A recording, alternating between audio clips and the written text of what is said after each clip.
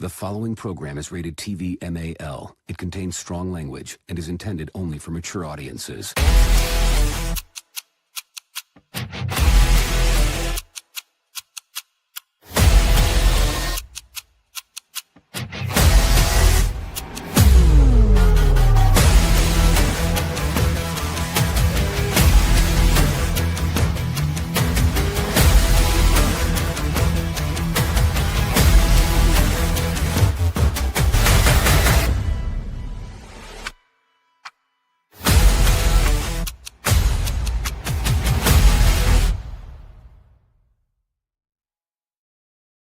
Hello out there, and welcome to the Dark Roast of Nerdiness. Sorry for the view of me tonight. You don't get to see my ugly mug. I am under the weather, and the camera systems right now are in a box somewhere because I'm redoing the whole room. We are at episode 31. As you can read the title, No Plan, Engagement Cafe. Out of the things that have happened in the last 2 weeks with the group, we decided, me and Shark decided that this show, we're just going to wing it. We're going to have fun. So if you want us to talk about some stuff, bring it on in. We're just going to kind of have fun tonight and take it easy like we used to do back in the days when we first started. Then there hasn't been a whole lot of super amount of news, but we are going to get into it. We got our usual panel here tonight. We got my co-host Shark, and as always, Walrus for joining us this evening. If you're out there, definitely give us a shout. We are live today on YouTube, Rumble, and Kick. So we'd love to hear from you. Let us know what platform you're on. Let us know if you're watching us on the vertical or if you're watching us on the normal stream. So to kind of capture up on a 2-week recap real quick of things, we did lose 2 people of note. We lost Roger Sweet during our 2-week stay. What's going on, Entity? Glad to see you, man. And we lost music legend David Allan Coe. Even though he's a controversial man, he did write one of my favorite songs, which is You Can Take This Job and Shove It. We do have some updated news on the fuckery over at Marvel, which has now led me to even have less faith in Marvel upcoming projects. So out of all the massive layoffs that happened at Marvel, apparently one of the people they laid off is Andy Park. For those of you that do not know, Andy Park was the pivotal Marvel Studios director of visual development and concept art. To name a few of the designs that Andy Park was a part of, as in he created the suits, he created the look, he created the vibe for the movies and the comics. Hela in Thor Ragnarok, Valkyrie in Thor Ragnarok, Captain Marvel, Black Panther, Ant-Man, Deadpool, Wolverine. He was pivotal in the designing of the look of the Avengers, Guardians of the Galaxies 2 and 3, Widow, WandaVision. I mean, this guy, literally every costume from phase 1 through 3, literally, this guy had a hand in. This guy was the guy that said, no, we need to change it. No, it needs to look like that. And that's who Marvel lets go. Seriously, Marvel. Come on. I did not know that. So Entity just popped in here, said the creator of Ed, Ed, and Eddie passed away. Yes. I thought I sent that one to you. You might have. The week it's been, it's hard to tell. Yeah. Yeah. All right. So let's see. On the local news of things, if you were in the Texas area, on June 6th, 2020, June 6th, at High Grounds Airsoft, Evike is holding their Airsoft Palooza from 9 a.m. to 4 p.m. Again, that is Evike Outpost at High Grounds Airsoft in Houston, Texas, on the 6th. On the Star Citizen front news, if I could find the picture I sent you guys. Where'd that go? Yes. June 13th and 14th in Austin will be World Bar Citizen. So you'll actually get to meet some of the developers and the creators from CIG, from the local office and some of the world offices. And if you're not familiar, they give away really cool shit. Yep. So if you are not a member on the Bar Citizen Discords, I would suggest finding a way to get on it, because that's how you're going to find out where it's at.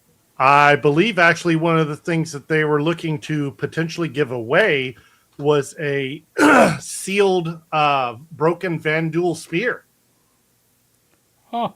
I saw something about that in the Bar Citizen tab. Yeah, they were talking about that.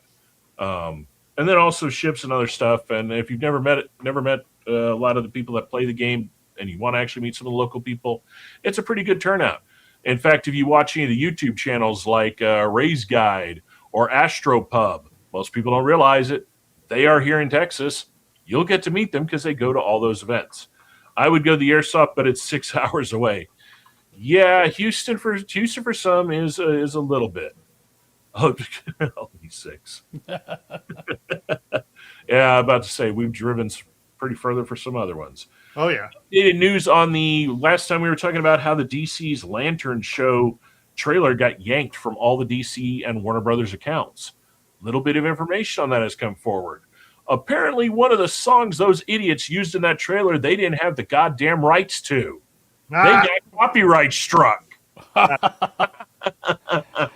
Speaking of copyright strikes, the Queefening is still on his rampage of shooting down any channels, allegedly, of people that talk crap about his ass. I guess, grifting as a diehard conservative Christian, and when you get found out that you're a fraud, just they don't handle it too well. Oh well, boo-hoo. On another note, I saw a little meme that came across my desk that made me giggle. Think about this for a second, ladies and gentlemen. A beef Wellington is just a corn dog from a different socioeconomic background. On the same front, whenever you eat sausage, you're just making sausage. Hey, like a good old movie with John Candy and Dan Aykroyd, just a bunch of lips and assholes. Don't like the look of the Odin. Hold on, whoa, hold on. What do we got here? Okay, I know there are some who like it. Just looks like they did a derpy space battleship Yamato. I don't know, man. I flew around the hologram, and there are parts of it I like, there are parts of it I don't like. But the other thing, like I was saying before the show to the guys here, we don't know what its weapon accompaniment. We don't know what its weapon accoutrement is going to be because the hologram makes it hard to see if what's sticking out are points or are those turrets sticking up. So I saw a different rendering.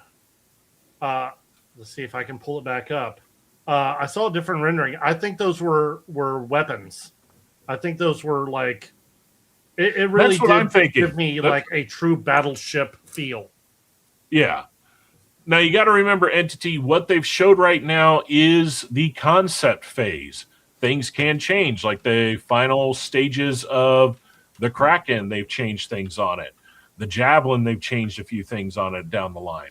So they've been real good lately about hearing feedback. Like even on the Alpha Wolf, people were like, what's with the stupid fucking louver at the bottom? And then what did CIG do a week later in a patch? Hey, you can hit a button and fold that in if you don't like the look of it. Which is nice. I mean, we were just shooting it off, but, I guess folding it's a little bit better. So we did have, I want to say, a shout out to, where is his name here? Yes, we are so professional here. We have a new subscriber, Weed Whacker. Thank you for subscribing. And there was a comment that came through on one of our shorts that I directed to the person. So let me see if I can read this correctly. Deus or Sinus 889 asked, do you think Henry Cavill would be a good Harry Dresden?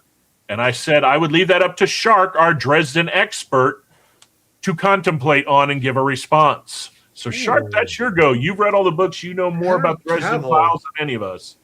Henry Cavill, I don't know. I think his stats. Okay, so with Dresden, yes, he's tall. They always talk about how tall he is, but he's kind of a rail. So I'm not quite sure that would really fit that well. If you look at the front of the wings on the Connie Tower, and yes, those were guns. Yeah, like I said, Entity, we'll see. I have a feeling they're going to change a few things up on it. This is the one I found. Okay, no, you're a little behind. There's go to CIG's site. They actually have a forward, aft, top, and a down bottom view of it now. Oh, okay. I look at it this way. The only thing I have to go off on what Harry Dresden looks like is the ill-fated TV show they did. Okay, and that But is not him. now, what I'm thinking is the way you have described Dresden, the way you have described the books to me, I'm thinking, would Henry Cavill pull it off if he had the same look that he had in Ungentlemanly Warfare? No. The more grizzled look. No, he's too big. He's physically like too large. For Harry Dresden, you need someone who is about 6'7", and if they're pushing 200 pounds. So lanky. They've got to be lanky. Yes. So if you're talking about tall and lanky, you're like narrowing down the field to people like Adam Driver. Yes. Adam Driver or Benedict Cumberbatch. Yeah, Cumberbatch could possibly do it, but I think, I don't know, those names, they are... I'm not talking about style of acting. I just kind of overall build. Yeah, overall build, Adam Driver is more what you should be looking for.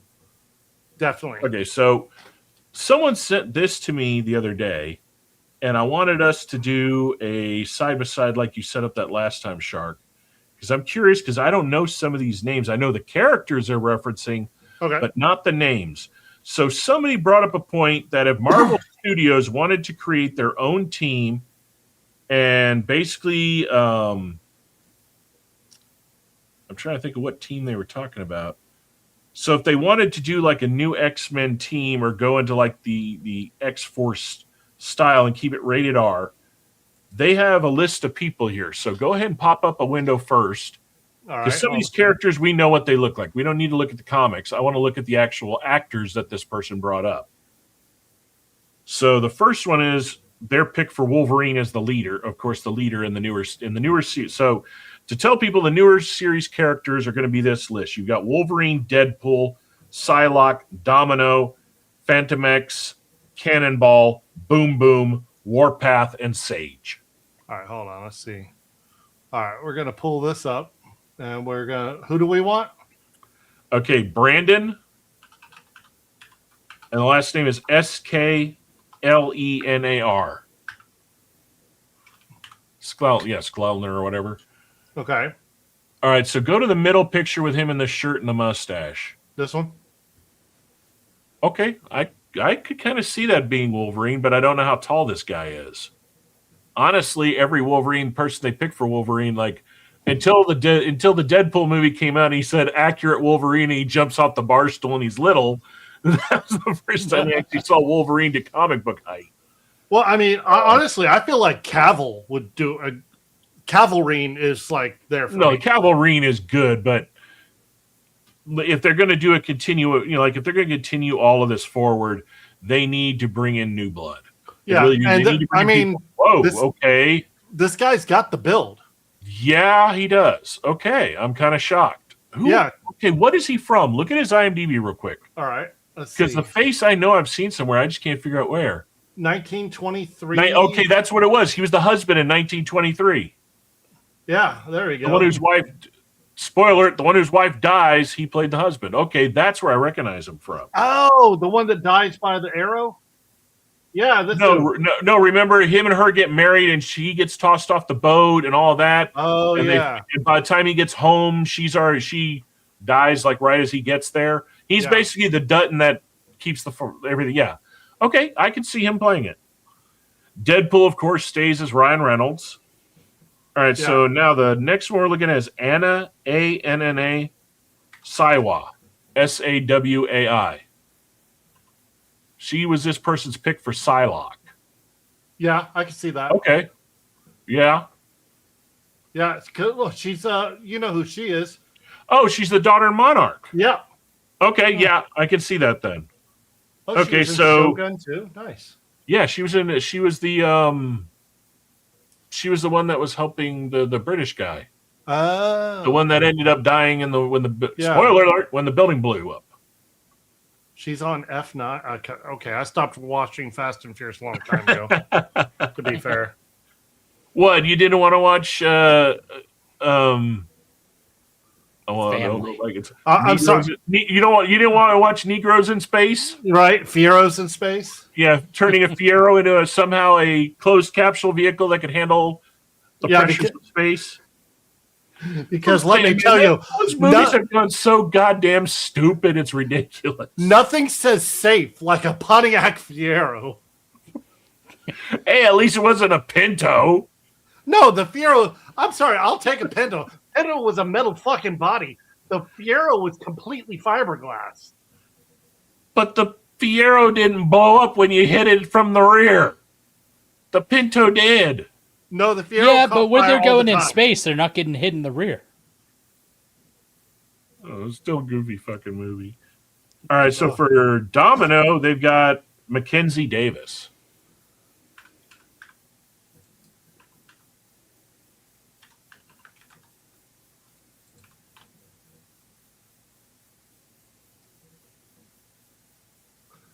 Is this the right Mackenzie Davis?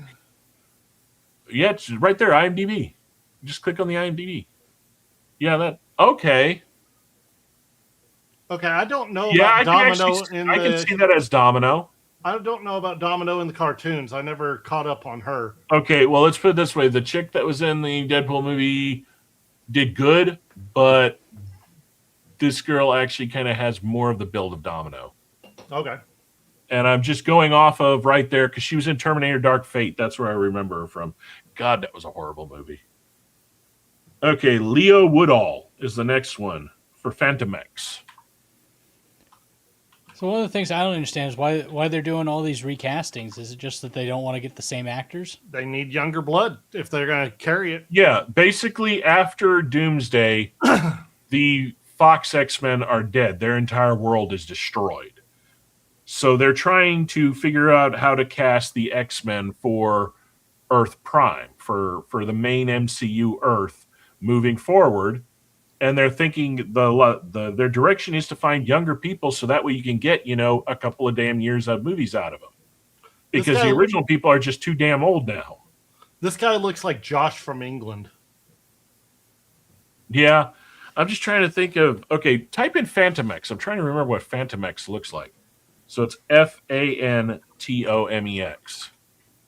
F. Oh, I did put a P in front there, didn't I? Phantom X.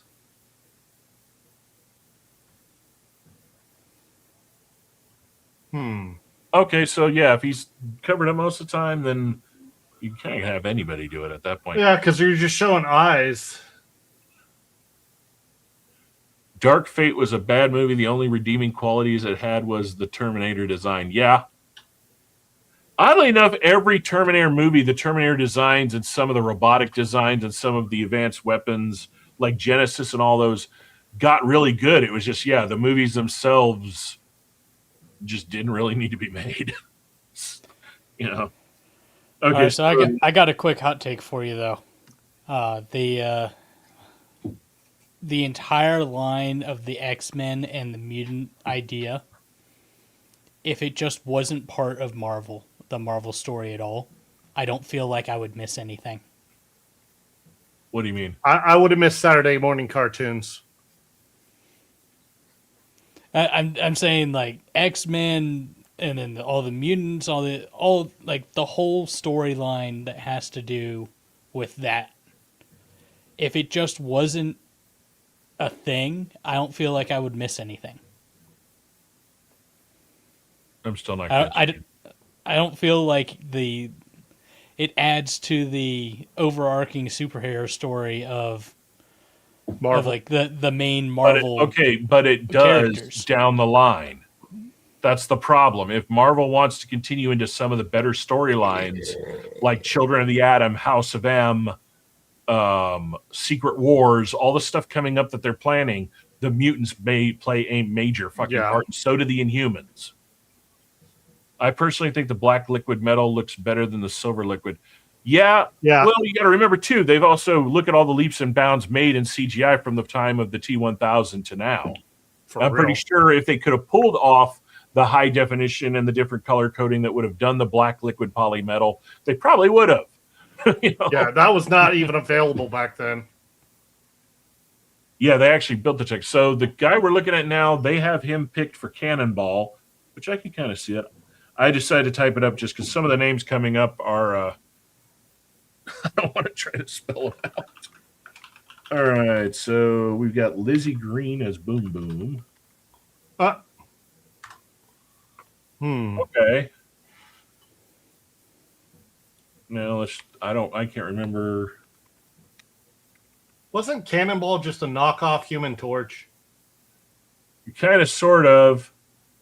And Boom Boom was basically a bomb version of Jubilee. That's what, yeah. You know, it's really funny. I saw an article earlier today, I guess it was a TikTok, and it was making the claim that Wolverine is the least unique character in all of Marvel. Who is? Wolverine. Is what? Least, what's the word I just used? Unique? Least unique. Whoever said that never read most of the major story arcs of Wolverine at all. No. They had a point, though. Because then you had what's her name with the finger claws that was just like him. That's X-23. No. That's the daughter. That's the daughter. Sorry, you're thinking of It's her fingertips, like her nails grow. I'm trying to remember. Hold on. Okay.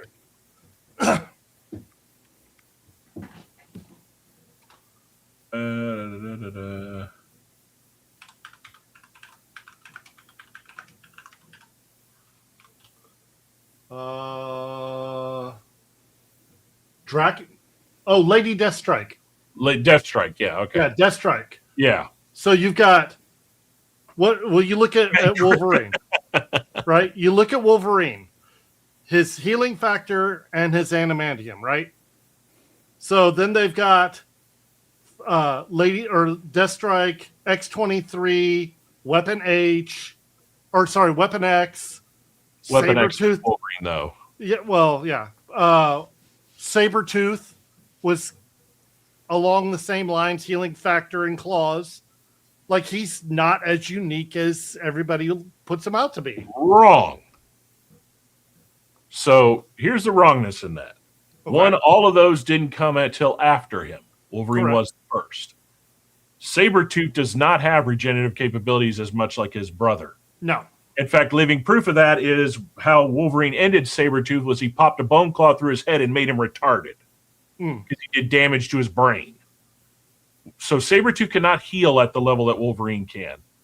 He was saying that about the last girl we looked at because she would make a perfect live action Griffin. Shut up, Meg. So Wolverine, they always just chalk it up to the main things: adamantium skeleton and the healing factor. But until the adamantium got yanked out of his body and he had the bone claws, that's when you got to see what his real powers were.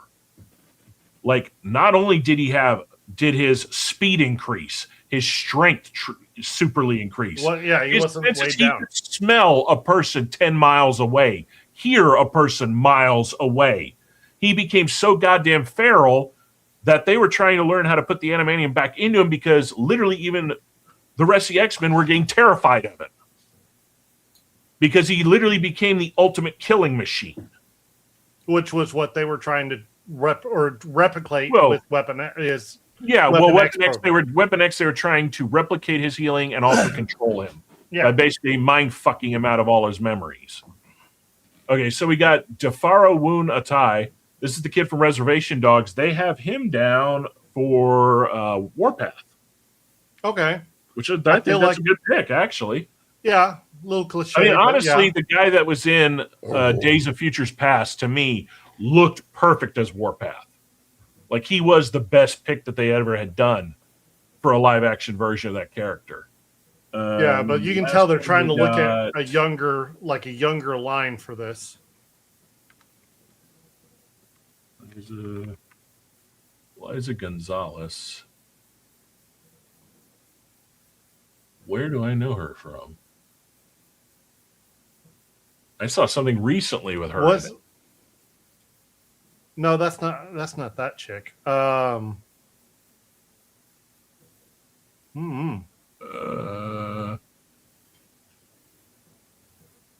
for who do they want her for Carolog. Fast and the Furious could. Okay, here we go. Now, there we go. Okay. In the Gray. Oh, Ministry of Ungentlemanly Warfare. That's where I know her from. Yeah. She played the female spy in it. Okay. Okay, I can see her as Sage. Oh, it's a pretty interesting list. I mean, if they're looking for younger people, they're looking for people that are not like, major hitters, like up and comers. That's a perfect good list, actually. Better than some of the picks I would have come up with. Huh. So yeah, let's see. So Daredevil finally ended the current season, and apparently we got like one person got their little the feelings hurt on our one of our shorts about it, and I thought it was hilarious because I named the short from Kingpin to Cuckpin, and they're all like, "Why wouldn't he cry? His wife just died. Meow, meow, meow." It's like, you missed the point, asshole. We weren't talking that he was crying because his wife died. We were talking about how the whole goddamn season 1 and 2 of Daredevil Born Again, all he's doing is bitching, whining, and crying. The guy who went from the Netflix show, who one would crush the dude's head in with a car door just because he looked at him wrong, and the fact that he would murder anybody with his bare hands just for saying the word Kingpin, went from that to this freaking whining, bitching little. Yes, this guy that literally, and the whole, oh my God, the ending, it is living proof Disney does not know how to write these fucking shows at all. Nope. They don't. Well, it's because they don't have fans writing them. Well, they went to all this fucking hard work to bring all the original people back, except the two main goddamn writers. So it's like, what the fuck, people? Yeah, very, very disappointing. Like, literally, I'm going to go back. I want to do a breakdown in the sense of I'm curious to see how many minutes of all the total watch minutes was Daredevil actually in his own fucking show. Because half of the episodes were filler fucking characters I didn't give a flying fuck about. Like, the only thing Marvel's got that they're working on right now that I am fingers crossed is going to be mildly entertaining is the Punisher one-shot, the special that's coming out. Because they finally released who the big baddie is for it. So when the Marvel Knights series of comics came out, Garth Ennis took the reins of Punisher.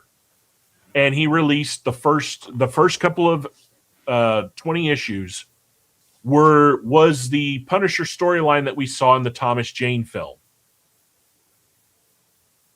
So that was like the first 20. The issues after that, the Punisher went after the biggest mob family in the boroughs at that time, which was the Nucci family. And Ma Nucci literally is like as terrifying as Madame Gao was in the original Daredevil show. You know, you see this little old lady, but then you realize she's super strong and scary as fuck. Ma Nucci is kind of that. She's like, if she's the female version of if like freaking Scarface, like every mob boss had a fucking daughter combined, that was her. And the whole Nucci family is going to be who he's fighting in that special. And if they follow even a fraction of the Garth Ennis storyline, it's going to be fucking good. Hopefully. I mean, so far, I think Bernthal's done a decent job. I think season 1 and 2 of The Punisher had their ups and downs. I think there was a lot that dragged out that it did. It was a pacing issue. It really wasn't casting, story, or the action. It was pacing. I think that hurt it. So, but I'm curious to see when that comes out, and I'm really glad to see that the Nuccis are kind of what's coming forward on that. So I just took a look, with the help of AI, and for season 2 for Daredevil Born Again, on average, Daredevil was in his Daredevil suit for an average of 10 minutes per episode. Of hour-long episodes. Yes. For a grand total of 67 minutes for the entire season. fucking entity. Nothing is more scary than a blind lady with a gun like in Deadpool. Yeah. Motherfucker! He grabs her hand, moves it over. It moves it over. Ah, shit. So did you also I still know love the look on her face. He's like when he's telling her that he hit a kilo of cocaine somewhere now. She's like, motherfucker. Oh, where? like, I had the cure to blindness next to a kilo. That was the best part about the last movie where he's sitting there going, where they're all nicknaming the nicknames for Ye. He's like, no, this is Disney. We can't say that anymore. They won't even let us say that. You mean I can't make a snow? We cannot make a snowman. So July of this year, new release of an SAO movie. Okay, what do you got on your screen there? I'm trying to let's see. More importantly, which SAO are we talking about? Are we talking about like We're not actually talking still in? GTO. No. Are we talking like actual SAO, or are we talking the bullshit spinoffs? Post Alicization. Damn, now I'm gonna have to rewatch Alicization because I can't remember how that ended. I will say one thing that I'm a little upset about is 10 episodes all we're getting for Free Run Season 2. Because if that's the end of the season, how that ended, I'm kind of pissed off because there's like no hang off or conclusion or lead in. It's just I was waiting to binge it. Well, I'm not going to give anything away. You know Okay. me. It's one of those that I'm just kind of like, compared to how many episodes we got in season 1 and how season 1 dropped in the sense of where it left off. I'm just kind of like, if this is where they're leaving it off, it's just kind of. I couldn't get What past the the first fuck? 3 episodes of the first season. It was so slow, and the only vibe I was getting was like, well, fuck humanity. It starts that way, but it doesn't end that way. Yeah. Trust me. And Once to you be get- honest- it is a slow to the go, Yeah. but once it does, it's really good. Free Run is very, very fucking good. It's at very character fireworky building. though. Very good at character building.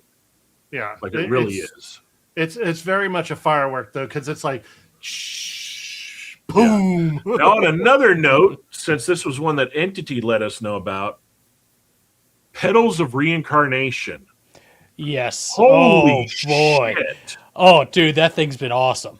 What? Dude, I did not, like, just the first episode, I did not expect how them to activate Yeah. their previous lives. They have to do what they have to do, because we can't say it here on YouTube. But holy hell. Like, damn. Wait, and then, what's that? Now, what's that?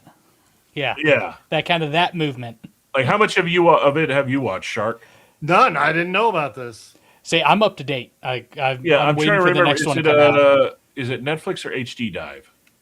I mean, High obviously you're, dive. you're It's High Dive. talking about reincarnation, so Yeah, it's Petals of Reincarnation. okay, I see it here. I'm just pulling it up real quick. Crunchyroll. What Hey, the who's got fuck access just to the finished? kick? Get rid of that last comment. I don't even know what it is. I think that is Kick itself. Let me. It's I think Kick that's how they. I bounties? think that's how they build up subs for new channels. okay. Yeah, because Kick Go Live Act just dropped. Go outside and touch grass. 5 streamers win 100 subs each. Bounties.kicked up. Yeah, it is Kick. It's who knows. Oh, okay.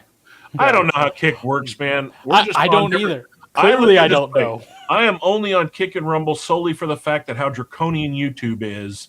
It's only a matter of time before it just drops off on us at one point or vanishes. And we at least I'm have looking right now. one or two other things. I'm looking it up right We now. can look them up. We just can't really talk about them or say them on here. Well, we could say the names of some of them, but we cannot.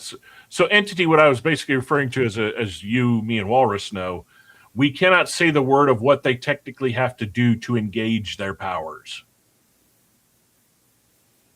And some of the sinners we probably shouldn't talk about either. Well, Not that we can't. It just really the stem of reincarnation, huh? the let's go smile German one we can't. That's Yes. a name they don't like. Yeah, they don't like that one. But Pol Pot and all the others, they don't tag that because, let's face it, 90% of Americans too fucking stupid to even know what that name is. Yeah.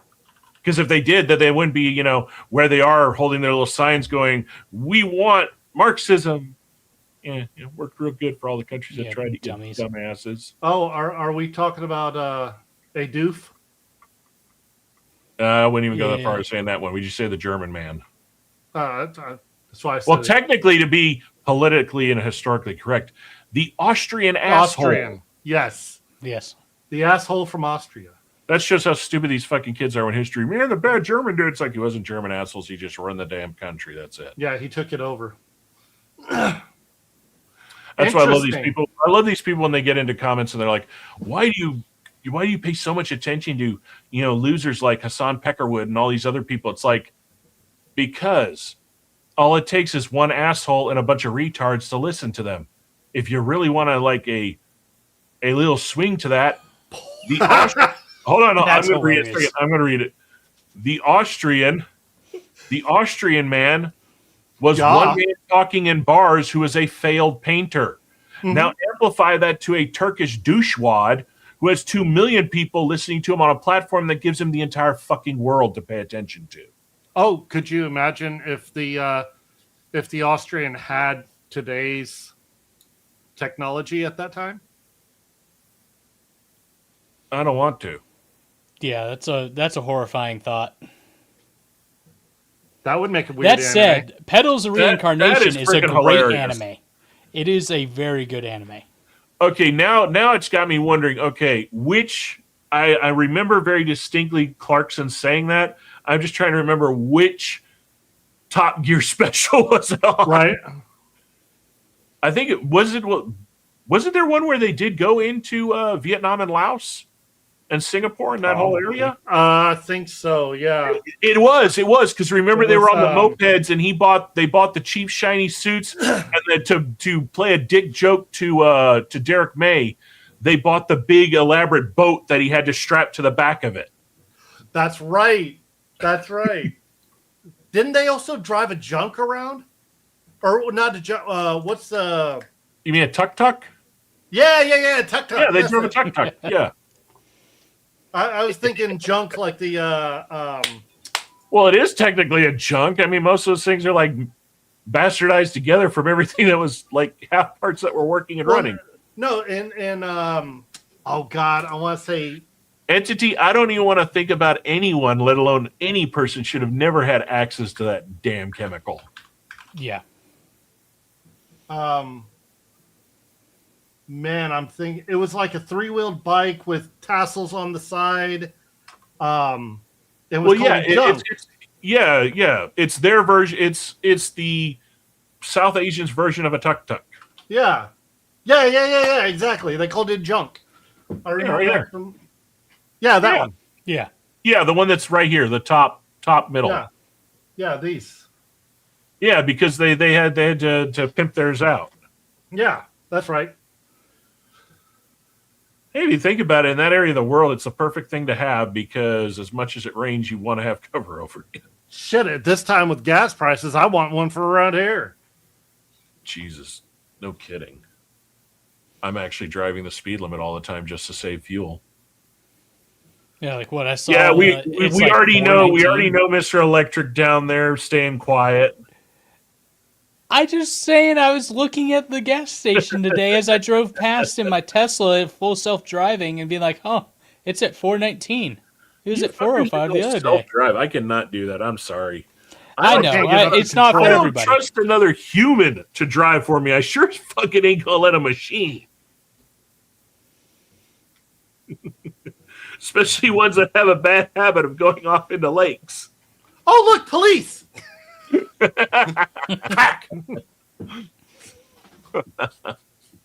I will hand electrics only one advantage. If you're doing a courier type job, it is less maintenance. However, though, it is also subsidized that every 20,000 you're going to be buying new tires and adjusting the braking system. Or I'll rephrase it: you're supposed to. How many people actually do is a different story. Well, I just replaced my tires not too terribly long ago, but yeah. All right, Other Entity, than I that, have to haven't done know, anything. what fucking truck gets 43 miles to the gallon? Yeah. And is that 43 miles of gallon of actual petrol, or is that 43 miles of gallons of sweat, tears, and hope? Yeah, because I want to know this too. Because I know I ain't getting nothing Wait, like wait that. a minute. Man's over here finding perpetual energy. What was the Right. gas mileage on those Mavericks you were looking at a while back? Because one of those Mavericks, models has they weren't- a four banger, No. right? Yeah, it's 4-banger hybrid, but it wasn't getting that kind of mileage. No. Okay, what about the Honda Ridgeline? Hell no. Still not even Probably that. what, like 23, Right. 24 Yeah. now? That's got a V6, right? Yeah. That's got the whatever is the Um, new version of the JK motor. Entity, let us know what you're driving. I'm curious to see what's getting that many miles a gallon. Did I'm lucky right now if I'm hitting like 15. That said, I will accept and read all of your comments about the fact that I drive a Tesla. I understand the territory that comes with having one. So let me hear it. Here it is. Hold on. All right, you're gonna have to share whatever you don't have it up. Well, hold on. I was gonna, for whatever reason, something he said triggered this that I saw the other day. Well, here. Let's see. Let's see if it plays the sound.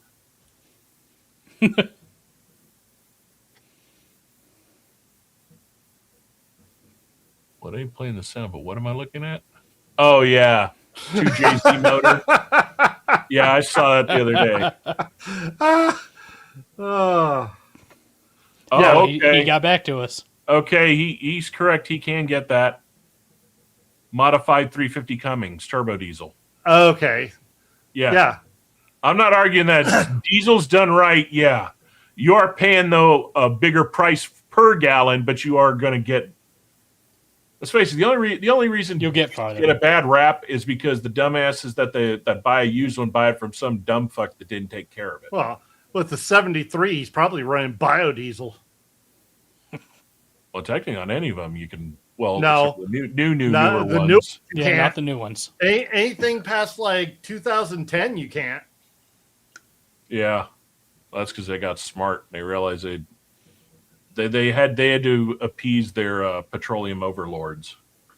Shit. At this point, I'm like, we've already had the discussion about how much I am just dreading the ideas of any kind of vehicle that is anything close to new. You know, if I can't change my own brakes or my own battery, I'm not buying it. Yeah, that's why. Honestly, I am. I'm never going to get rid of my G37. I'm I not mean, getting that rid of thing's my also truck. drives- running right. A car drives everything the way I want it to, and all the improvements I'm going to do to it is just going to make it better. And the fact that the VQ motor, if you take care of it, other than the gallery gasket, which is just once you replace it, you're not going to have to fuck with it again. And it's only like the 08 to 2010s that had that issue. That's the only main issue. Like I'm in several of the Infinity, the G group forum groups, and there are guys on there that have like 200,000-300,000 miles, and they're still daily driving theirs. Like the biggest issue they may have encountered was they had to replace a solenoid or a valve body in the auto transmission. That's it. Just because Nissan valve bodies have never been that fucking great ever, no matter what Nissan you have. The truck may be old, but it's reliable. It's been in the family for 40 years. It's nicknamed the GOAT. Nice, man. I mean, dude, yeah, you don't get rid of nowadays. If you have something that is solid and it's good and running and you can work on it yourself, you don't get rid of it. Yep. You really don't. That is why new car lots are sitting there with cars just rotting away, because the majority of people nowadays are not buying new. Not anymore. No, especially not since they're doing freaking subscriptions to be able to do anything with your car. Walrus. Hey, it comes with the territory. Oh, wow. Okay, so I'm kind of scrolling through on the side some trailers and stuff for us to watch down the line, since we had no plan today, and just found a trailer I didn't even know about. So there is a movie coming out soon called Tony. Okay. It is a biopic on Anthony Bourdain. Huh. That'll probably be good. Curious to see Well, how I should say, who's doing it? Well, it's the trailer I'm finding is from Entertainment Tonight, and Dominic Sessa is the guy that is playing Anthony Bourdain, and then of course it's saying it's co-starring Antonio Banderas and a few other people. I may be Gen Z, but I do love my analog. Dude, everybody's loving analog. Dude, analog stuff, my God, is making a comeback. I wish I had held on to more of my shit because it's harder to get a hold of it. And two, I don't want to pay what I need to pay to get some of that shit back now. Right? Shit. Like, what was it the other day we were talking about, Shark, about... Oh, yeah, going back to getting a Blu-ray ripper so we can go back and recreate physical media of everything. Yeah, DVD and Blu-ray rippers. I want to get. I've got it. So I have an external DVD writer. But I want to get and a Blu-ray. bunch of the VHS. Yeah. Yeah, I don't have any more VHSs. Oh, no, I take that back. Well, I still have my original Japanese Sailor Moon Super S VHS. So I look at it this way. If they are arbitrarily at any point in time going to remove shit that you've paid for off of their platforms, Prime, that you paid for, then technically, if you don't own it, pirating it isn't stealing. Correct. Look at over here, man. There's some crazy, weird fucking... Okay, so this is something I was going to talk about because a lot of people are talking about how good this fucking thing is, and I haven't seen it yet. What do y'all guys heard about a horror movie called Hokum? HOKEM? HOKUM. Came out on May 1st in the theaters. Nothing. Because apparently the people that have seen it, like, it's getting some really damn good reviews. You know, in fact, since I got it right here, let's take a look at this thing, because this already dropped. So I'm curious to see. Oh, now we're going off the rails, watching a trailer at the beginning of the show. We're not at the beginning of the show. We're in the middle of the show. Okay, I do what I want.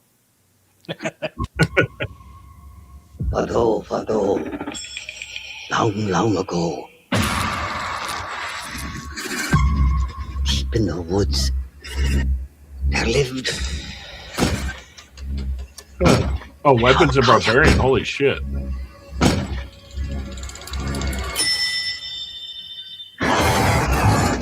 a witch. One of the members of staff is missing. What do they think happened to her? Go home. Well, you still look like your passport picture. I just realized who it is. That's the guy from Severance. Yeah, lead actor in this is the one from Severance. God damn, he's lost a lot of weight in this role. Demons do exist. It's just people with closed minds. Can't see him.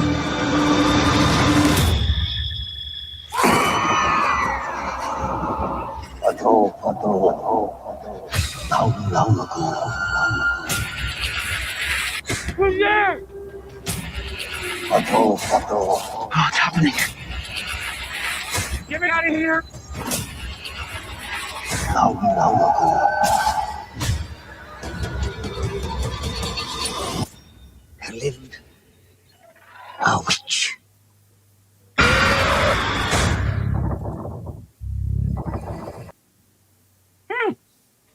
I don't know. Looks pretty interesting. I like trailers that don't give you all the scare points. I like it when they just get a little creepy and kind of get under your skin like that and leave a lot. Too many trailers nowadays give you everything. I don't want to know everything. Give me enough to want to know more, want to see more. Instead, they give you the fucking highlight reel, the best, and then you go see the film and you realize you just already watched the rest before you went to see it. And then it's just, well, screw this shit.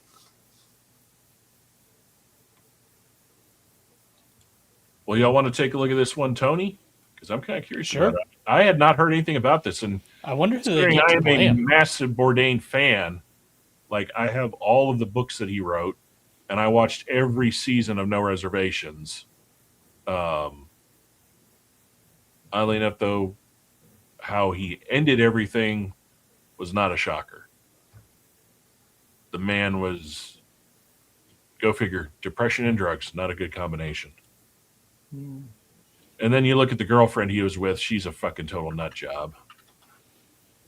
See, I didn't watch as much of his stuff. I was more watching like Alton Brown and stuff like that. Yeah, but see, if it wasn't for Bourdain, Alton Brown and all them wouldn't have, like... I know. I'm not saying that he didn't have his place in the... I'm trying to... I didn't watch him as much. So, do you have any clue who his partner was? No. Do you know who Asia Argento is? No. Okay, did you ever see She was in Triple X. Triple X, the chick in Triple yeah. in the Triple X film? The one that helped him in the end? Yeah. Okay.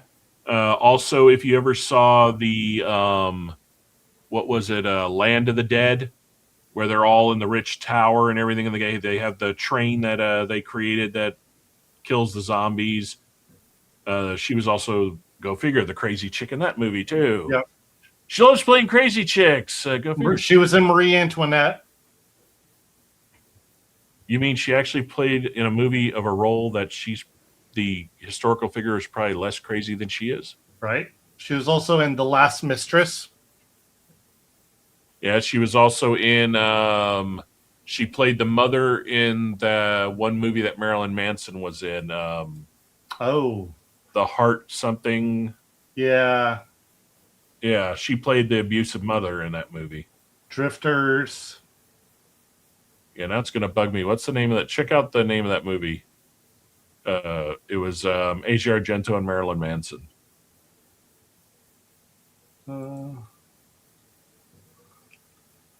Anyway, here is Tony. Okay, so I'm just going to walk you through the basic vision. It's a coming-of-age story. Excuse me, I need to speak with you. Didn't you punch a hole in the principal's door? You know, a lot's changed since high school. I'm a writer now. The truth is, I'm about to get this huge writing fellowship. Hello?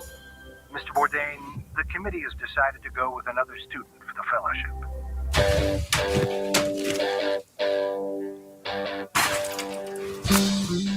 Hey, Shark, look into what entity, if there's a horror movie coming out called Yeti. I looked at that a minute ago.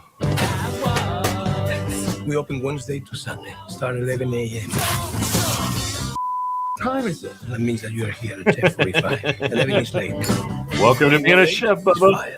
You know I can cook, too. The kid said he's a cook, chef. I'm actually not a cook. I'm a writer, but I said I know how to cook. Oh, I'm sorry. I didn't understand that. I see. None of that was I don't care, Tony.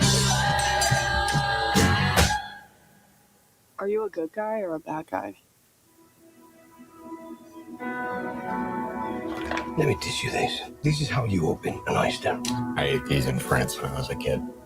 I said they taste like the future.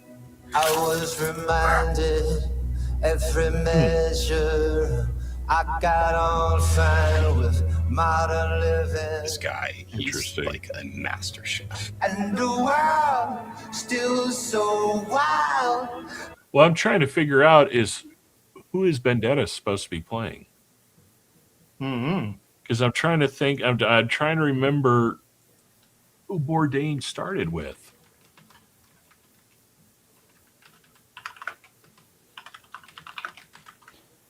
Howard Mitchum.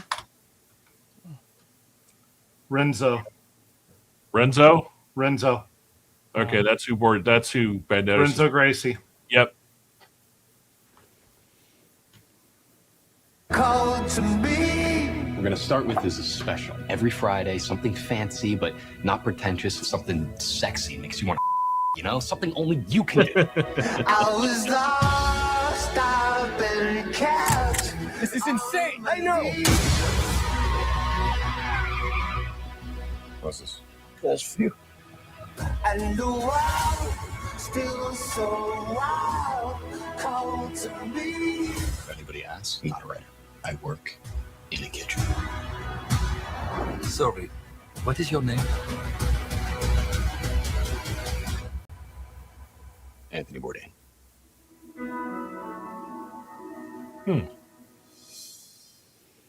Oh, it's definitely got actually hopes coming for to it. theaters. Huh. Yeah. Okay, Shark, what did you find out on Yeti? So it looks like what was it The Rock did with the monkey?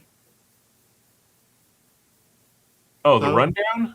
Yeah, rundown. Was it rundown? Anyway, yeah.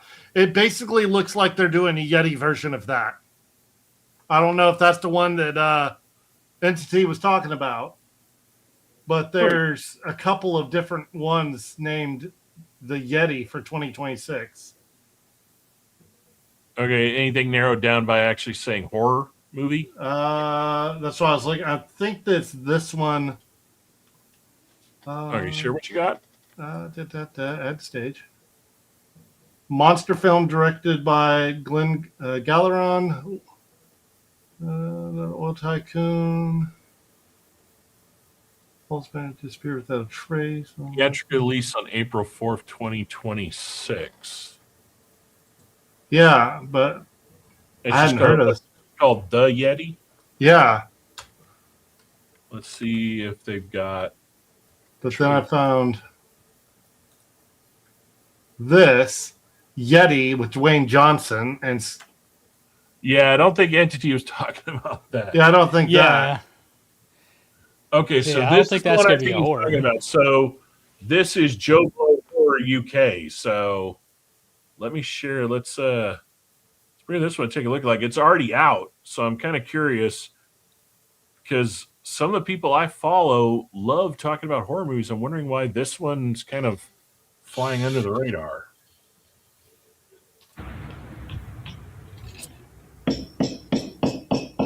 Sorry. Did I wake you? This just in. Is that what I think it was? We're officially declaring them missing. He's putting together a rescue team.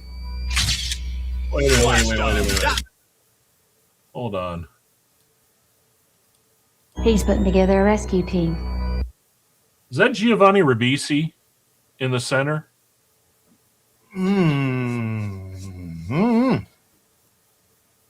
Let's see. Oh, you're all good, Hunter. We'll catch you next time, man. Hunter said he was coming home from the range. And Entity is saying that, yes, it is this one. Okay. Watchdog, Dr. Radio Demolition. He wants you to lead his search. Save his daddy and yours too.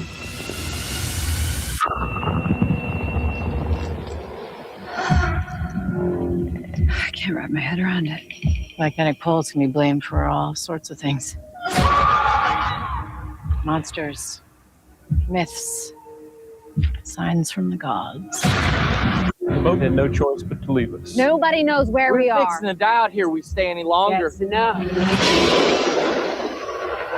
Huh. You hear that?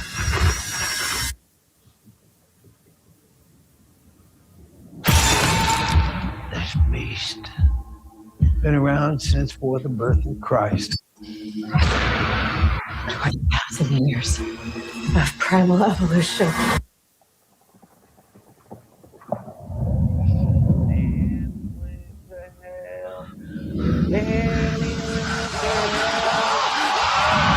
Who is that? Oh, shit. Everybody away from the window.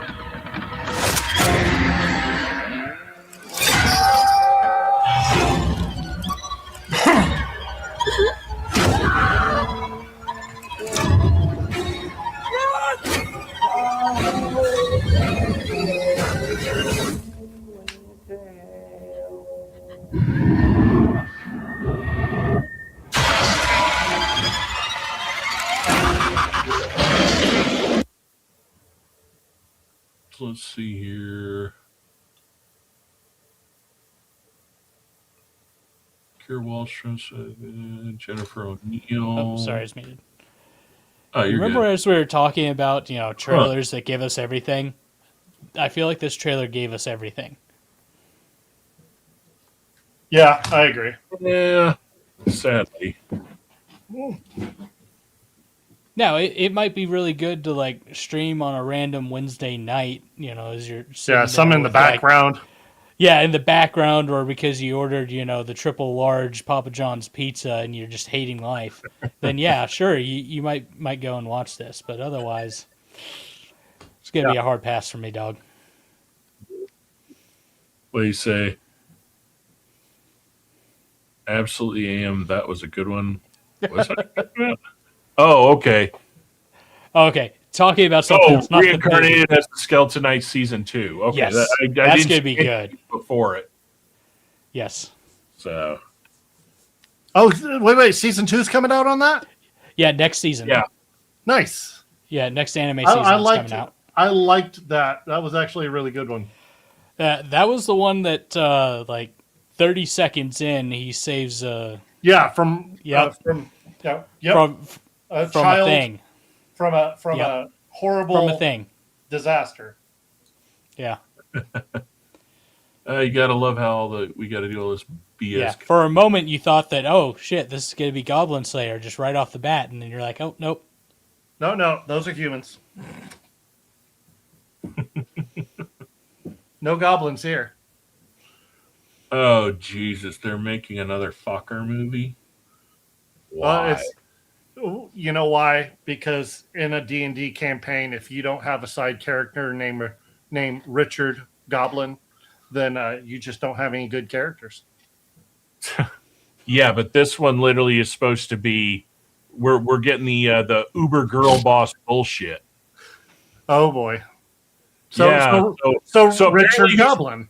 No, so apparently who's marrying into the family is 20 pounds soaking wet Ariana Grande, and she's supposed to be like as hard as the ex-CIA De Niro, and of course, I saw that. The cuckold bitch again. How can she play that role when she's looking like Skeletor right now? Who knows? Hey, we were covering this. Skeletor's not the bad guy.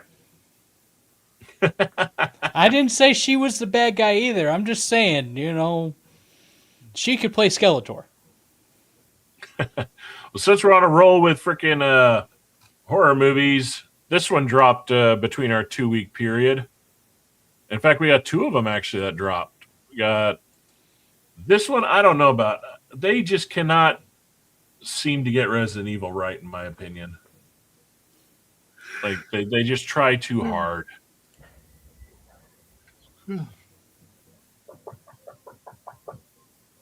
Hello? I had a little bit of a problem on the road. I was wondering if I could use your phone. Hello?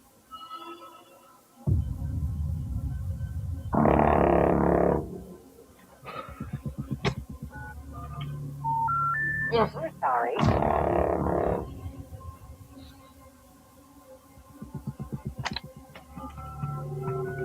It's funny, like all these movies, the crew people from Weapons and Barbarian are like the one they're picking right now. Those are the it people for you want to try to freaking scare I'm people really out. Sorry that we got disconnected earlier, but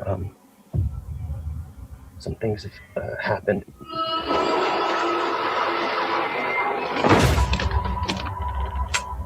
I'm in like a seriously fucked up situation right now. Okay, is it me? But right now we're already like what? This far into this trailer, and every bit of dialogue they've gotten from this guy, or we've heard him say, he is literally saying it in the tone of someone who gets stoned every night and lives on the beach. Bruh, for real. Yeah.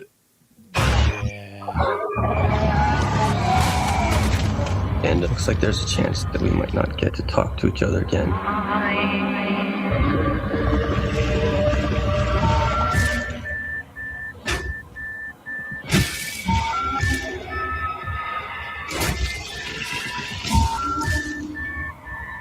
I just wanted you to know.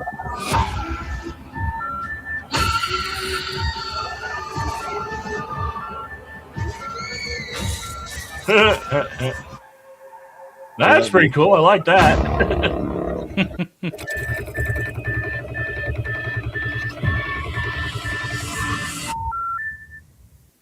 Now we just need to add in some drum and bass, and we're good to go, right? Yeah, no kidding. Right. He sounds like Ryan Gosling if he was high. Yeah. That's what I'm saying. The delivery is just like, I don't know. And then also that can also come down to just like shitty writing too. Bad execution and shitty writing. That everything out of that, nothing of that gave me evil like Resident Evil. Like, why the fuck are we in a farmhouse out in the middle of the boonies and everything? Why? Like, I don't understand. They always want to keep making Resident Evil shit.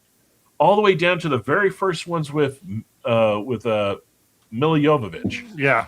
Nothing Those about were that entertaining. screamed. Nothing about that screamed Resident Evil to me. That could have just been a generic slasher killer. It comes down to if they want to revamp and re-kick off Resident Evil and just restart it. Why not just do a movie around the first goddamn game? The STARS unit crash landing in a field, checking out a house with a weird signal. They don't even know that the whole goddamn city is falling. And they enter into this house and realize that they are in the epicenter of whatever the fuck this crazy shit going on is. Because that would be simple. That's why I don't understand these fucking idiots that make these movies. It's like they look at it's like, we're going to make a movie about the biggest selling comic book ever made. Or are we going to do any of the stories in the comics? Fuck that shit. We're going to write our own. And then they wonder why it sucks and fails. And the fans are like, fuck you. It's like, we're not hard. And then they always attack the fans. They're so fucking, they're toxic and then you can't appease them. It's like, we're not hard to appease, you stupid tards. Yeah, just do it right the first time. Well, not even, you don't even have to say that. Like, that's their argument. It's simple to this. We don't want anything different from what we played or what we read. We want what we played or what we read to be put onto the live action screen. That's it. You don't need to change a single bit of dialogue. That's it. And people would be happy. In fact, the only thing they would nitpick is that the costumes look good and did you cast the right people for it? Which you can fix in the next film by, oh, they didn't like that bitch? Hire another one. You know? They don't fucking do it. They keep writing off script, or they try to combine 90 fucking issues into one goddamn movie and wonder why it's convoluted and makes no sense. It's like, seriously. And for a change, can you leave your freaking agendas at the door? For real. Just make the movie. I don't care anymore if they throw the agendas, if they're done right. Like, there are a lot of fucking certain political, certain social things going on now that some of those characters matched.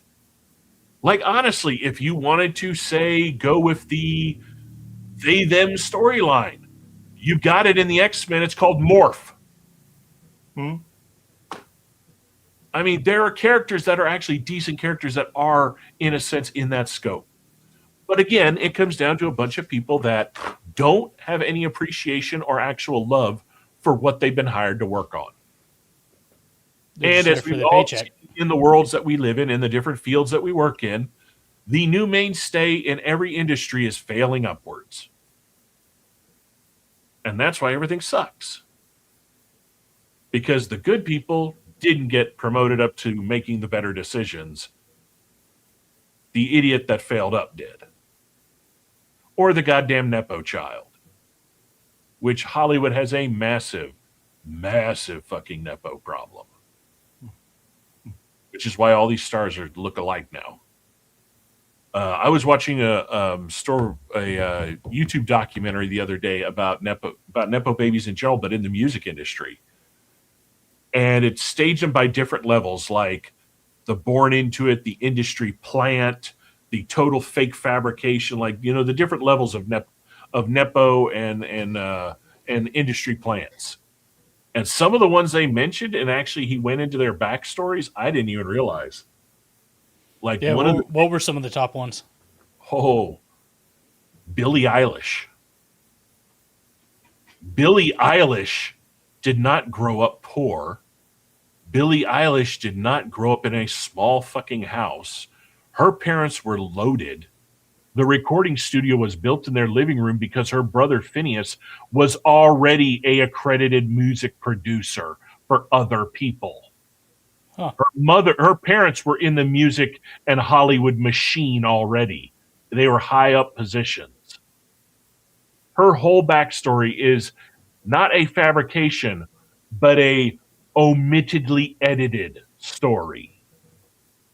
Now, bear in mind, her brother and her are still talented. I'm not knocking the talent.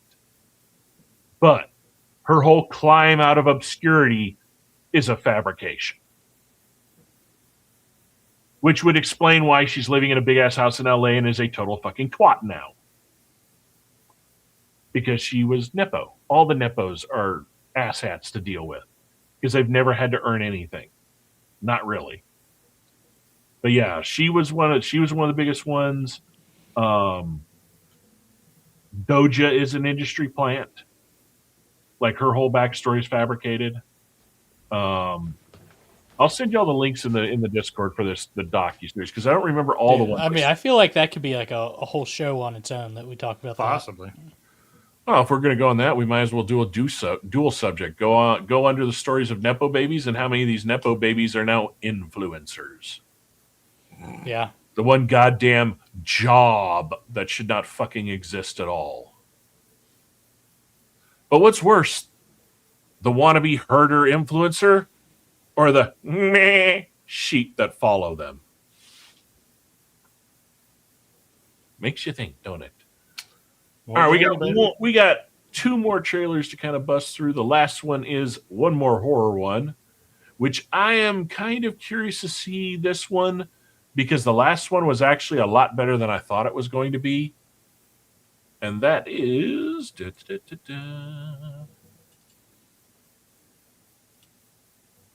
Evil Dead Burn.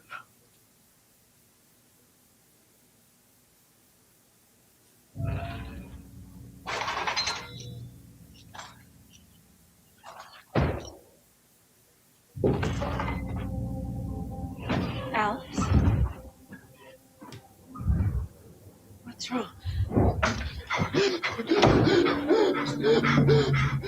What happened?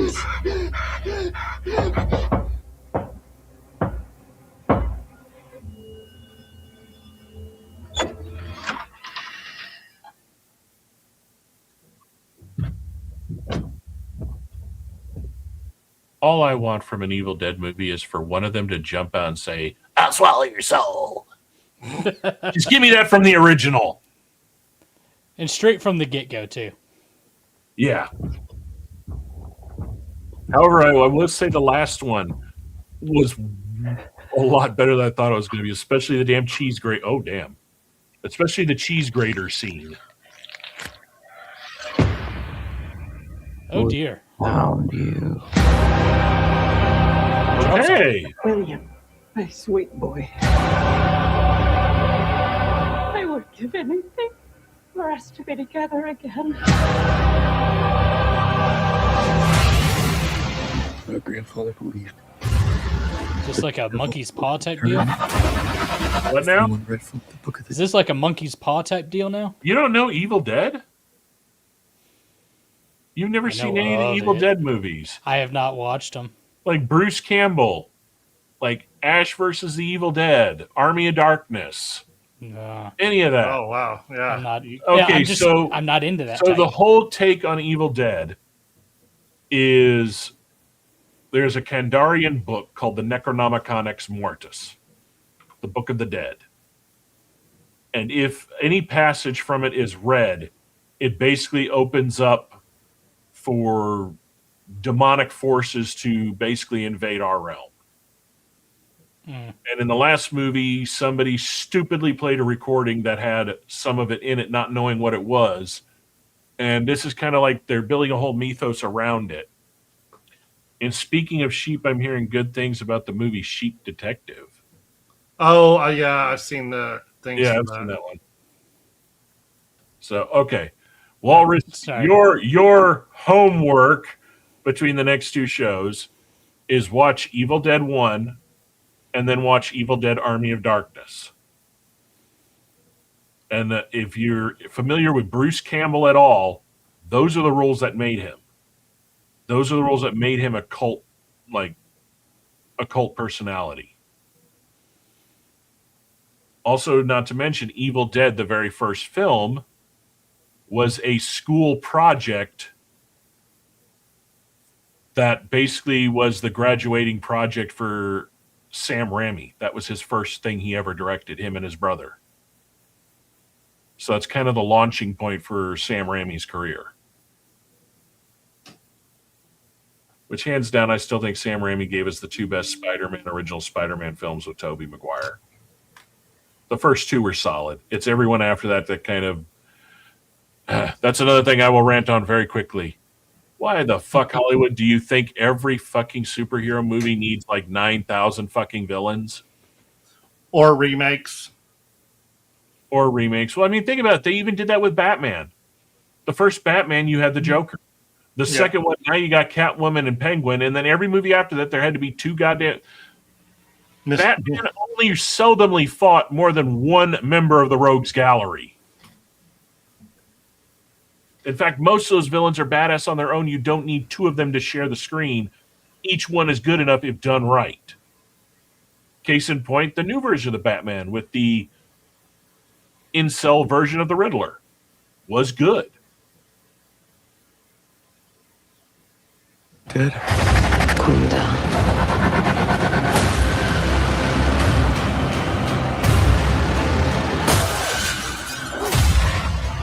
The whole family can be reunited.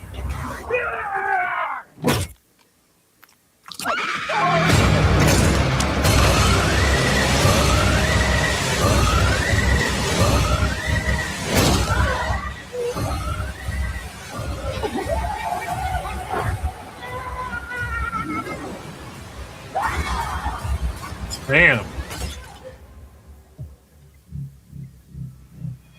Cheers to your perfect family.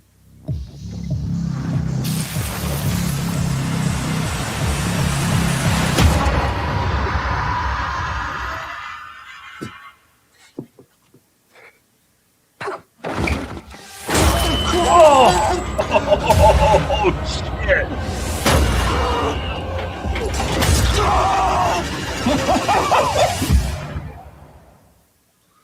Damn. Okay, that's looking better than the last one. Shit. Damn. I don't know. Y'all just have to tell me about it. That's not my bag. I love movies like that. I have only seen... There's only been 2 horror movies in the history of all the horror movies I've watched that got to me. The first one was the very first Nightmare on Elm Street. And that's because I was like in middle school when it came out. Let me see. Yeah, we may let Entity. We may let Shark go full tism on that when all the files drop. Because Oh yeah, that's gonna be a while. Some of it's funny, some of it's interesting, and some of it you're just kind of like, what the fuck? But all it is another mass distraction. It's the magic trick of the month. Look at this. Well, don't look over here. Yeah, Epstein files. What are those? Hold on. Speaking of Epstein files, I saw something. I saw something the other day that took me off guard. Evidently, season 1 SVU. Yeah. There's a picture of one of the detectives' desks, and there's a big binder over there that just says Epstein. Yep. I was like, what? There are several episodes of SVU that mirror reflect the things that were exposed in his New York property. Now, of course, you don't use his name or anything like that, but you can tell, like, there's this whole story of a girl getting assaulted while giving a rich man a massage in his private residency. There's a whole bunch. SVU is one of those shows that every story they tell is based off of actual cases. They just change specific details. So, now, as I was saying, the only second movie that ever got under my skin was Ringu. For some reason, Ringu, which is the Japanese version of The Ring, Yeah. I did not want to sleep in any room that had a fucking TV that first night.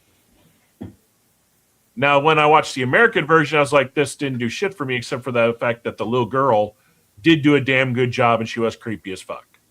But the Japanese one really took that whole mirror into another world through the television.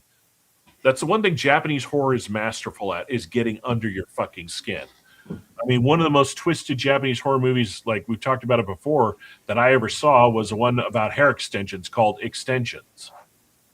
Yeah, I remember you talking about that. Yeah, they're masterful at taking either their horror comes from most of the time two directions. It is either spiritual horror of stuff like Tongu and their demons and their belief in spirits, which is what Jinru is about, or it's about taking something that you would never think because it's a mundane object or a mundane situation and twisting it into something that you're like disturbed that you watch it, and at the same time you're like, the motherfucker that thought of turning this into that is really fucked in the head.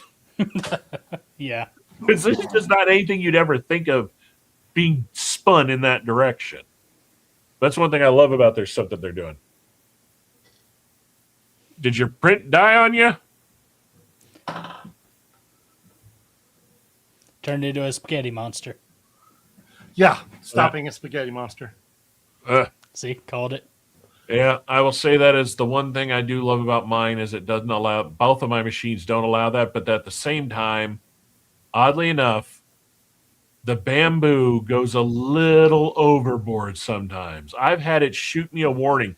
Go check the machine for this, and I go up to the machine. I'm like, suspected this is the camera, you stupid piece of shit. Start printing again. Yeah, the Creality one is starting to do that too. I've just had to turn off the AI detection and just let it run. Yeah, the biggest one that the bamboo goes through is anytime there's a snag when it reloading a spool from the AMS system. Like when the AMS system works perfectly, it's amazing. But once you get like a spool that has a little bit of resistance of trying to get the filament to move through, it goes all stupid. But at the same time, I will hand it some credit. The stupid is solely so it doesn't burn the goddamn motor out. But it is annoying. Mm-hmm.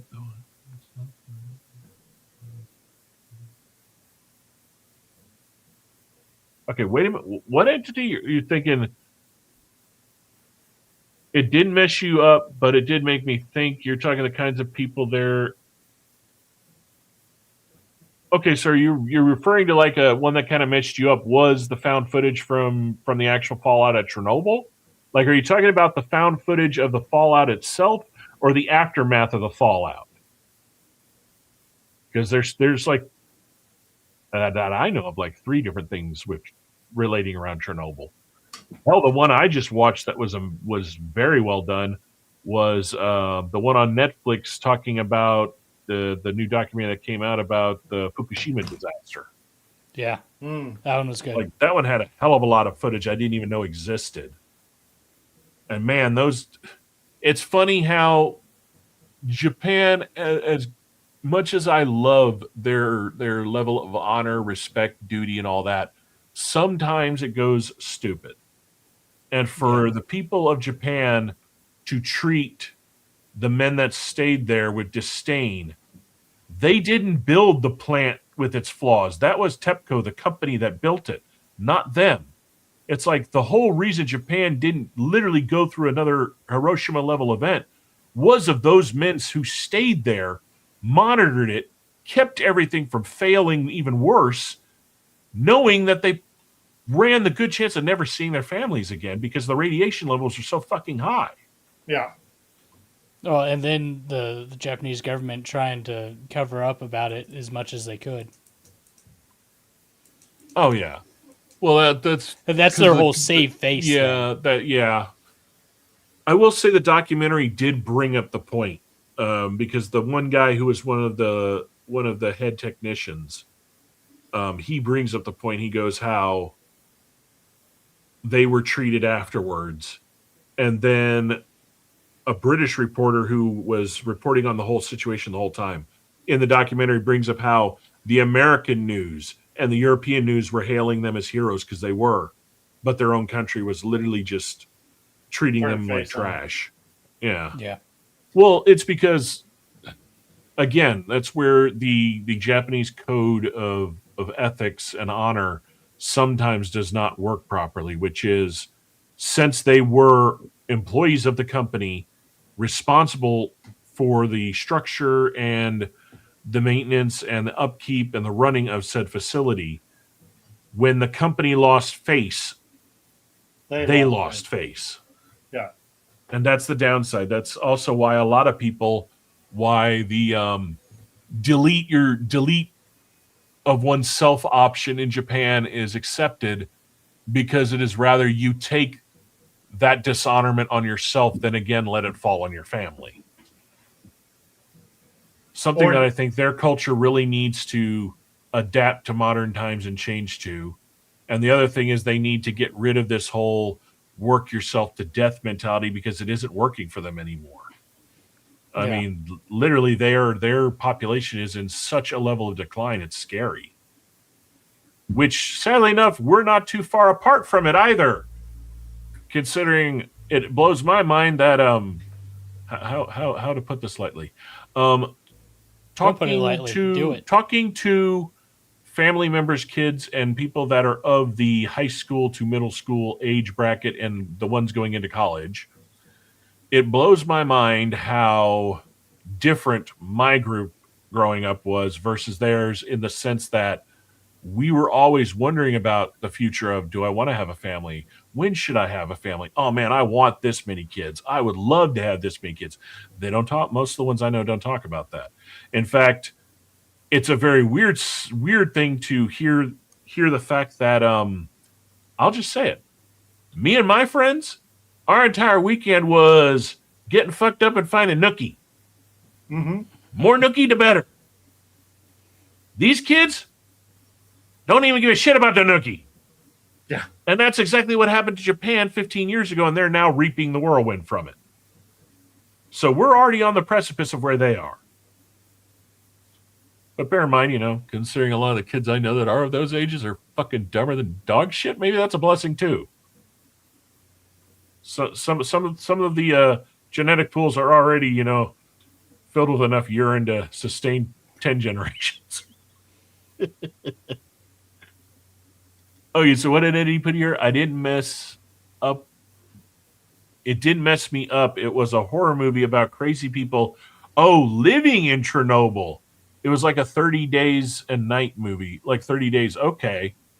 Huh. I haven't heard about one. I'll have to look into that. That's got my interest piqued. But it did make me think that crazy people were living there. Okay. Well, I mean, there's so many residents that still decided that they're just like, you know what? Fuck it. We lived here for so long, we're not leaving. And then just continued to live there. And I won't say they're fine, but they lived. Yeah. Well, there are people that also lived. There are people that chose to stay within the realm of Fukushima that they didn't quarantine. So like you have, I think it's a 12 or 20 mile perimeter around the facility that nobody can go through. It's an exclusion zone now. But there are still people that live right past that. What did he put here? Bad. Yeah, it's funny. You would not think that South Korea is worse than Japan in that entity, because all their TV shows and their news really don't show shit about it. It's until you actually get on to YouTube channels from there where people are actually just talking like we do, and then you hear them tell their stories, and you're like, oh, they are seriously fucked right now. Yeah. So we do have one more trailer to get into. They did drop the big trailer for The Odyssey. Ooh. Now, I am very optimistic on this movie because if some of the things that have been coming through the rumor mill are true, I don't see how this story is going to work. How can you have the story of the Odyssey if you take out most of the magic and mythos of the gods? They're doing what? What? How? Yeah, that's what I'm wondering about. I've seen, I've watched several podcasts lately where they were talking about this, and apparently, like some of the, I guess, monsters, the trailer, like you'll see, some of the monsters are still in it, but yeah, how can you have the Odyssey without the gods and the fates? You take That's all the that whole out, point and to you've it. just got spicy Gilligan's Island. Kind of, sort of. Like if you leave in the monsters, it's not going that far. But the whole point to Homer's story is the fact that he's giving a big middle finger to the fates and to the gods, saying, "I am going home to my fucking family, and nothing you put in front of me is going to change that." Clip that. So, Did that ever work? No, it didn't work, and I don't even know if we're going to continue doing the short shit. It's kind of just a poop shoot. Plus, considering I had to fight YouTube twice just to keep the last episode up in general, and then to have a short re-showed again, only to realize that when shorts are cut off and then they reinstitute them, they don't get any traction for shit. So it's kind of pointless. It's kind of like, we're gonna fuck you up, the pooper, for the wrong reason. Then we're gonna agree with you. We're going to make it public, but since it didn't drop when it dropped, the algorithm doesn't think the fucker exists. Thank you. We're still fucking you. Yeah. Okay. Or the best one I love is the first one that they hit us with. Yeah. We're going to copyright strike your video because it auto flagged for content known to be owned by the WWE WrestleMania pay-per-view event. We were watching the goddamn Street Fighter trailer, you AI retard. I mean, it was pretty funny when it happened, but yeah, it sucked. Oh, I think it was hilarious that I sent that, and literally as we were talking, the appeal went, "Oh yeah, you're right, sorry." Oh. Or just like the short it killed was from the Super Troopers trailer. Yeah. And I literally wrote on there, the nudity / sexual content you are talking about is a already censored and blurred out image reaction from a trailer we were watching on your goddamn platform, you morons. It's like, Jesus. The AI aggression is a little too much. No, they shouldn't be using AI at all. In fact, the only reason they're using it is because that, I'm going to say it, I don't care if they cut us on, that curry huffing ass hat from Bangladesh thinks AI is the God's king to everything. Why are we taking advice from somebody from a country who thinks putting an open hole over a river of poo is a normal toilet? There, that is my asshole recognition for the month. Take your ass back over there and piss off, considering 90% of your country's goddamn scammers to begin with. Anyway. We've been trying to reach you about your car's extended warranty. Oh, no, my favorite one is you're getting the text now. A warrant will be issued to you for your arrest in the state of Texas for the ticket you haven't paid. Yeah. And then you look at the area code and it's bippity bippity. And then they can't get the fucking county right. Yeah, or no, they can't get the judge right for the county either. Well, not even that. The last one I got was from the state of Texas, county of Austin. It's Harris County, you fucking assholes. Look at a fucking map. Austin? Yeah. But it was for Houston? No, it was the state of Texas. Basically, they don't understand that the speeding tickets are not issued by the state. It's by the municipality you're in. Yeah. But they're too dumb to fucking know that. And like, I'm really going to get a text message about a ticket I haven't paid from an area code that, Outside again, Texas. Not even in Texas. It was from bippity bippity. Hold on. I'm sorry. Liberty Mutual is going to strike you for that one. But that's what I'm saying. It's like, Jesus. It's like I hate my health insurance because when I call, it's like it's a flip of the coin if I'm going to get the Washington office or I'm going to get the I can't hear who's talking because I hear 9,000 other people going, yes, I can help you with your insurance.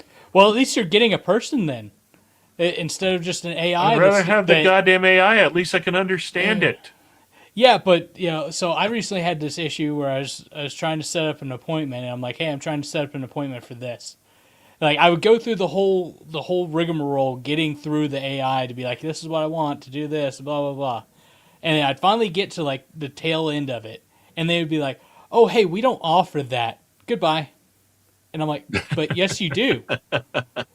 You do. Like, I've been coming here for years doing this.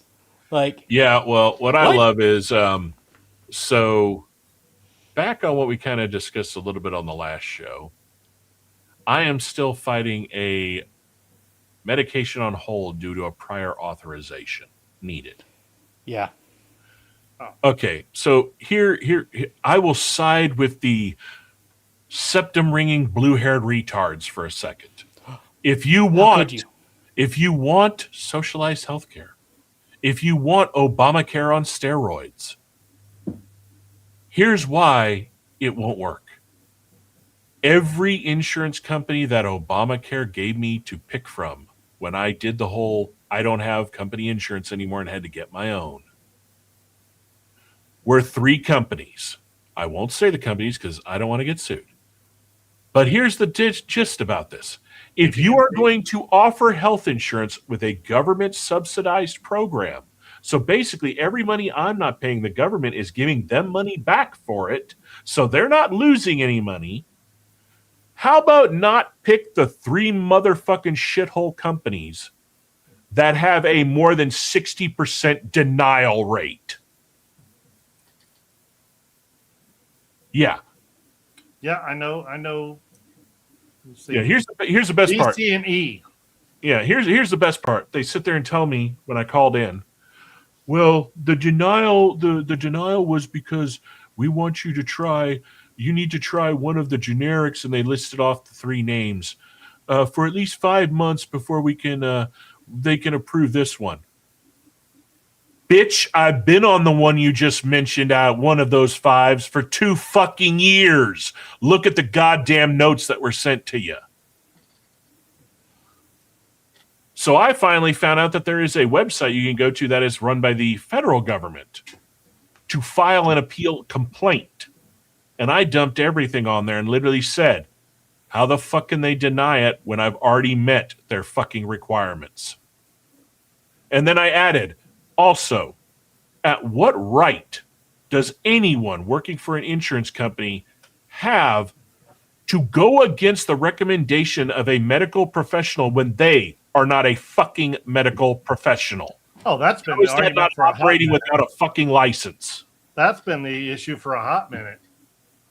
Especially now, doctors will be like, I need to do a peer review. And they're like, okay, well, if you say you're my peer, what's your medical number? And they won't tell the other doctor. Yeah. But the whole fucking, the sad part about it is none of it is ever going to get changed or get better, because why the fuck should anybody up there care to make a change when they don't have to have that insurance? Those cocksuckers get the best for free forever because we're dumb enough to keep saying, yes, use our money to do it. Which is why, again, people, I stress, fuck paying your taxes. What are they going to do if 80% of the country says fuck off for 1 year?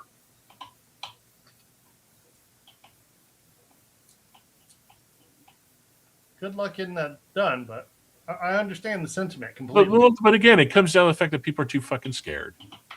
Again, it comes down to the old statement. People should not be afraid of their government. Government should be afraid of their people. But then again, if you're a blue-haired retard, you want to get rid of guns and think that they're still going to be afraid of you. Yeah. How's that working out, standing in the street with the trucks running you over lately? You don't even have a gun, and a truck is still not afraid of you. What's really funny is the Supreme Court ruled that income tax was unconstitutional back in the late 1800s to early 1900s. Yeah. Well, the sad part is after Kennedy and Johnson, we actually had the beginnings of great health insurance. Mm-hmm. It wasn't until Tricky Dick came along that it got all fucked up, and then Hillary Clinton fucked it even worse. Oh yeah. Yeah, it was that dumb bitch that gave everybody the idea of what fucked the industry 10 ways to Sunday. 3 little letters called HMO. Yeah, you ever want to hear about that, just let my mom go off on about that shit. She's in the insurance field. She can tell you how bad HMOs fucked everything. Oh, gosh. Yeah. So on a note, we'll go to the apparently trailer of an Odyssey that is God-free. That is Greek God-free, which I'm still trying to figure out how that's going to work. Spicy Gilligan's Island. Considering, wasn't it... which god was the god that was trying to fuck him up the ass the whole time? Was it Calypso? No. Wasn't it? It wasn't. Was it Athena? Yeah, I think it was Athena. Really? Or was a couple of them, wasn't it? Yeah, it was a couple, but Athena was. Hell, I'm trying to remember. Which is weird because I think Athena is supposed to be in the movie, and if I heard correctly, it's Zendaya is supposed to be Athena. Interesting choice, but okay. Interesting choice, but at the same time, if you think the way Athena is always kind of described. Yeah, kind of fits. And before people start saying, well, she's described differently, we are not talking about the Roman description. The Odyssey is Greek, people. Read your Greek mythology, which predated the Romans. They stole it all. Yeah. Oop. Is it play? Okay. I was going to say that.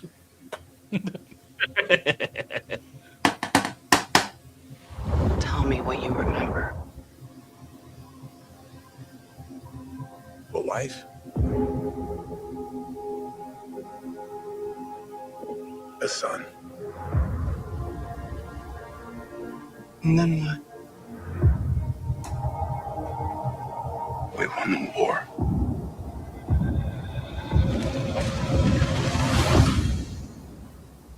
Help me go home.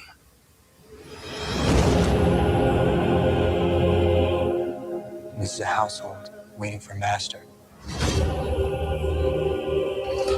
I want you to choose me. Ithaca's king is coming back. No, he's not.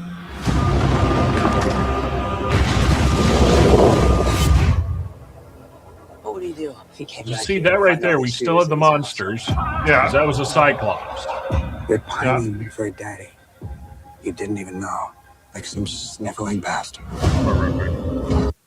So I'm trying to remember because it's been a long fucking time since I read the Odyssey and since I read the Iliad.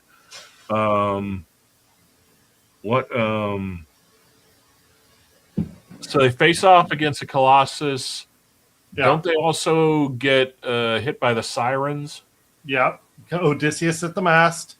And then don't they also get the whirlpool made by the Kraken? No. Or is it just the whirlpools going to the island that the Cyclops is at? Well, it's the Cyclops, and then towards the end, don't they fight the gargoyle, or not gargoyle, Gorgon? Okay, I yeah. think so. Hold on, I'm trying to read what. Well, I mean, Percy I gotta look Jackson just the most recent season basically focused on all that.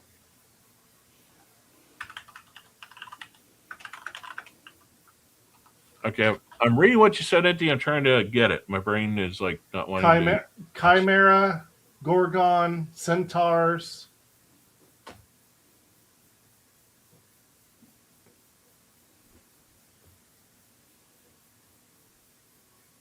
Yeah, because if I'm not mistaken, what kicks off the whole plethora of everything coming to basically destroy him is, doesn't he piss off one of the gods, and then he also pisses off the fates?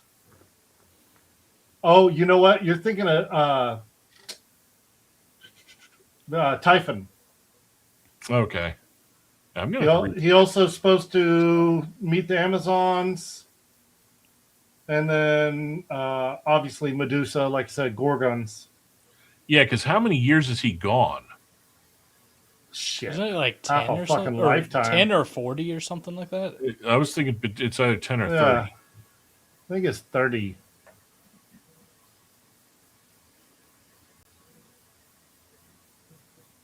So okay, maybe y'all read what Shark. Read what entity set. See if you can maybe make a little bit more sense of it. Well, hold on. Let's see here. Let me pull up. Wolf, do you know how little that Nero's they're Nero. down to the Nero's they're Nero. down? Yeah, Greek pantheon, the Roman superior geeks. He's just going on the fact that people don't know the Greek versions because the Roman ones pushed so hard. Yeah. Okay. Yeah, you're right. Entity. Yeah. No, you are okay. Okay. Yeah, I get what he's saying now. Okay, Greek pantheon. Okay, I get it. Yeah. No. You're right. Yeah. It's also because isn't most of the astrology stuff that people follow, a lot of it follows more of the Roman too? Yes. Yeah. Yeah. All right, so you're right. The Roman has become more of the lexicon than the Greek. All right, so he's supposed to fight Polymus, which is the Cyclops. Okay. He's supposed to run across the Sirens. They're supposed to be after the Sirens. There's supposed to be a cut off one a Hydra. Oh, a Hydra. Yeah. And then, of course, Cilia, which is the six-headed monster who eats sailors from passing ships. Yeah. And because isn't his whole venture is Whirlpool. he's basically trying to cross the Cretan Sea? Yes. Yeah. Charybdis, which is the massive whirlpool which sucks down water and ships. That's what I'm thinking of, yeah. Yeah. Lagorsians, which is a race of giant man-eating barbarians. Cercel, sorceress who turns the Odyssey's men into swine. Yeah, I remember that one. Yeah, she turns them all into piggies. Calypso, a nymph who traps Odysseus on her island for 7 years. Which is, if we had to guess in the trailer, that would be, was that Charlize Theron that we saw, the blonde? Probably. It's probably her because, she would be. She tricks them by giving them what they want to desire, but then making them think they don't need it. Well, because she offers him more immortality if he'll become her love slave. Well, immortality, doesn't she also basically make him believe that she would basically save all of his men that were left? Yeah, she tries that. Then there's the Lotus Eaters, a group of people who consume the lotus plant, which causes them to forget their desire and return home. Yeah. Also, as a note, the Cretan Sea is only 112 miles wide. Well, look how big the Sea of Galilee is. Yeah. Yeah. I mean, it's we got ponds bigger than that here in Texas. Who's looking after your wife and son? Do you see? My dad is coming home. Bringing vengeance. Bringing it all.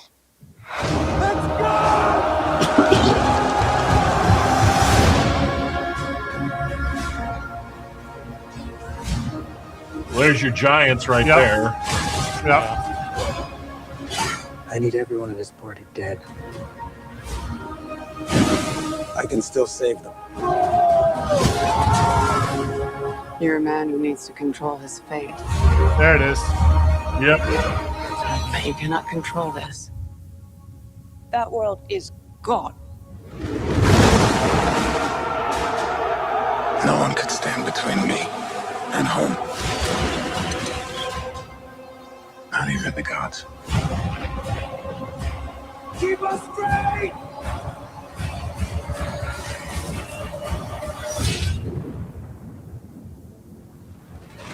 And that act right there would have pissed off a god alone. Yes. Destroying their statue in their temple. Yeah. So it's looking good. So I want to go over the cast real quick because a lot of them, they have updated some of the roles people are playing. So yes, Zendaya is playing Athena. Matt Damon, of course, is Odysseus. Tom Holland is his son, Telemachus. I feel like Charlize Theron would do it better as Hera. I don't know why. She's just a Hera style character to me. Yeah. Well, what I'm trying to see is, oh, wow. So Benny Sadif is playing Agamemnon. Oh, really? Yeah. Okay. Mia Goth is Melathon. Oh yeah, because oh god, you're gonna Yeah, go in the whole John city of Bernthal Troy. is playing his Odysseus' right hand man, Menelaus. Mhm. No, Menelaus. You see, it's funny they have all these. Like, okay, so I'm going to read you some of these names. So of course we got. I'm going to dead name. I don't care. Ellen Page. Who cares what she's playing? Charlize Theron is not credited for what she's playing yet, but we can tell by the trailer she's the trickster. She's the seductress. Am I right? Is that what we're thinking? Is that she's the one that she potentially? Is? Yeah. So get this. You got Corey Hawkins, not put down. Ryan Hurst is in it. They don't have listed what he's playing. James Remar, William Lee, Josh Stewart. There's a fuck ton of names on here, but they're not putting down what they're playing. See, I'm kind of curious to see.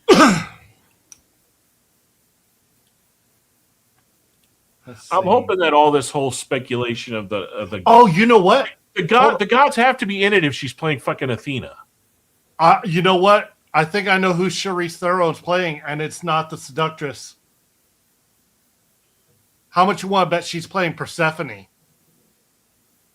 Ooh, okay. Uh-huh. Yeah. Yeah. Because if you think about the way she's talking to him, she's not talking to him trying to seduct him or keep him from going home. She's giving him tidbits to keep him going. Correct. Because she was the god in the story that was not against him. Correct. Did she make a bet against Athena or one of the other gods against him? I think so. It's been like I said, it's been forever since I read the Odyssey. But I bet you I'll bet you it's been a while since I read the entire Iliad. Yeah, I'm throwing money that she's playing Persephone. It'd make more sense too. It would. It'd make a lot more sense. I don't know. It's looking. This trailer looks better than the first one, but of course, like I said, the rumor mills have gone ridiculous on, them saying that all this stuff. Like, I don't see how you could do. Like, you could probably maybe narrow down the scope of the amount of gods, maybe narrow down the scope of their involvement in the story if you're literally just centering on his journey. But you can't leave him out completely, and we already know they're not, because if Persephone and Athena are in it. Yep. And you could probably tell that if I had to guess, the character we saw with the shroud over their eyes, that's a Fate. No. I mean, they could also make it such. They could also make it such a longer, like, series, or I shouldn't say series, but like saga. Nobody knows how long the movie is. Terseus. It could easily be 3 hours. It could easily be 3 hours. I bet you if you paced it right, you could do the main part of the Odyssey in that time frame. Yeah. Or you could slow it way down, and basically each of his tasks or each of his his blocks and his journey is a movie. I will hand another show a good like thing.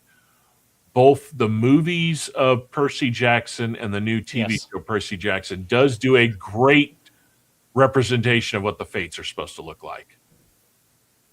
Especially with them arguing over the one eye. I'm sorry. The best one for the Fates for me was the animated Hercules movie. Those 3 Fates were great. Okay, those were good, but I'm talking like live action. The first Percy Jackson movie was pretty damn good. Yes, they were spot on. I really enjoyed the second season of the Percy Jackson. I mean, they did a lot of what we're talking about right now. In the storyline. I think the way they made him look was good. I think the way they made him act was even better. Like, I love the whole scene where the stupid satyr friend asks another question. She's like, "One more question. I didn't ask you, but he did." Because that's what they were known for. They were known for fucking with you. Mm-hmm. And then when you take their one eye, they freak the fuck out. Yeah, that's how you can beat them. Yeah. That's one thing I think I always loved about the Greek mythos, is that every god, no matter, or monster or deity, no matter how powerful, they all had some type of crutch. Yeah. And all you had to do was exploit it. Like the whole thing of like, think about it, Medusa. She couldn't see her own reflection. So what did he do? He polished his shield to be like a mirror. Isn't there an animated TV show called Blood of Zeus? Yeah, it's on Netflix. Huh. Any good? I didn't really enjoy it, but I didn't get all the way through it. It didn't do a whole lot. Like, for is me. it more anime style telling of it, or is it more of just animation of actual mythos? I'm trying to remember. I think it's more animation than anime. Huh.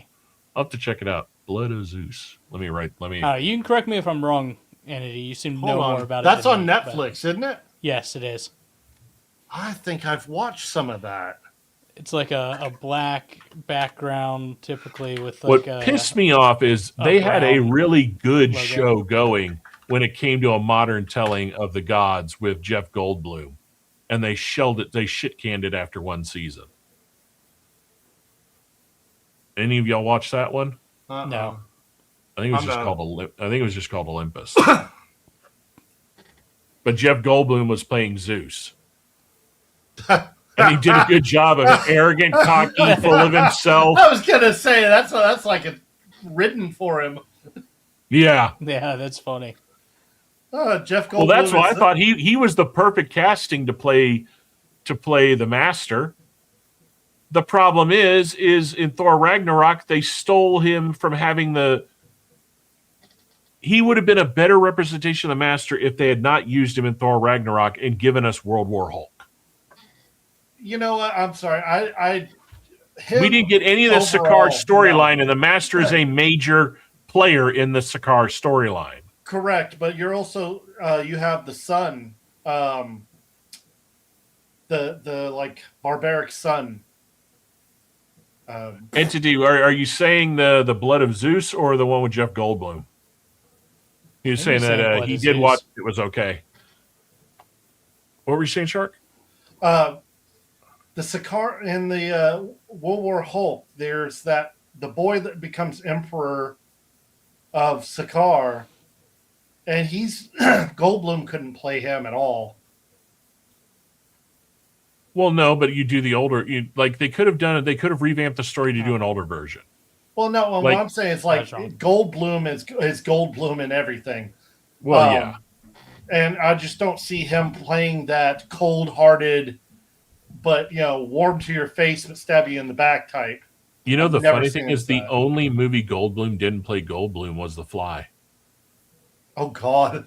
It's like after that he went into this shtick of what he does and has never changed. Yeah. He did say it was the one with Jeff Goldblum. Yeah. No, the interesting thing is the best character that Jeff Goldblum ever did on film, in a sense of Jeff Goldblum matching that character perfectly, was Jurassic Park. Yes. Because I read the book before the movies came out, and he was a perfect copy of how that person was written in that book. However, though, I hate the way they changed the ending on Jurassic Park. Because spoiler alert for people that have never read the book and watched the original Jurassic Park, Sam Neill and his girl, then the other female doctor and the two kids are the only ones that make it off the fucking island. Everybody else dies. In fact, Jeff Goldblum's character and their grandfather are the ones that sacrifice themselves so they can get off the damn island. Bear in mind, though, Jeff Goldblum's character was already dying because the raptor had already ripped his side open.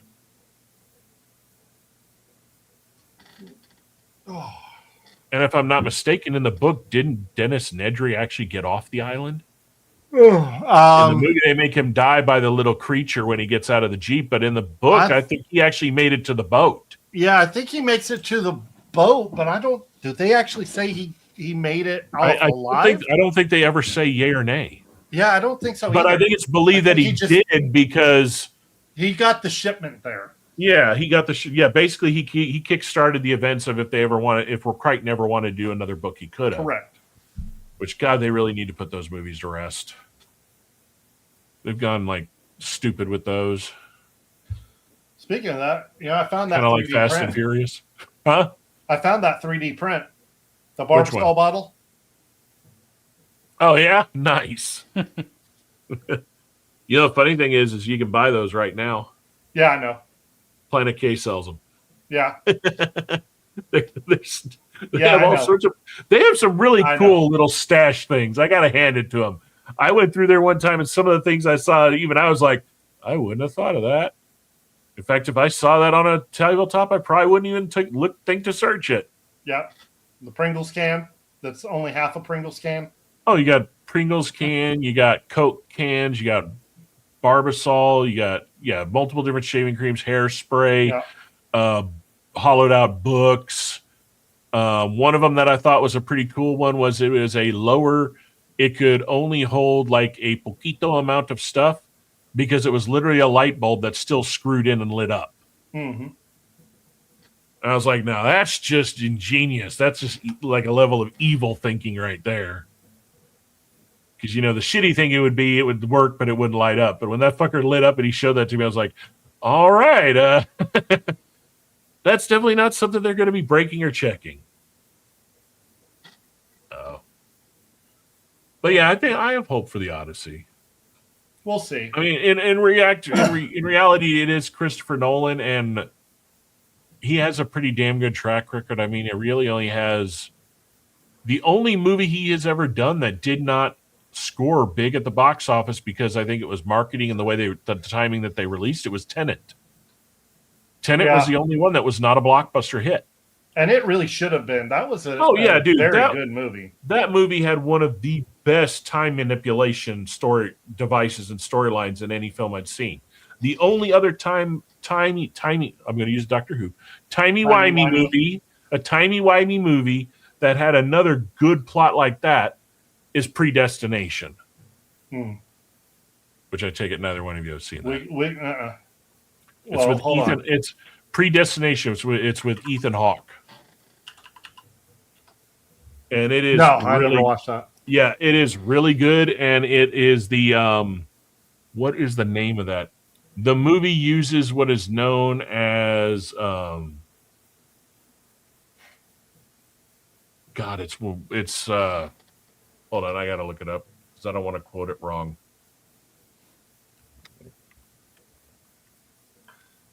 Elite time traveling agents who stop crime before it happens. So this is the same as what freaking what's his name did.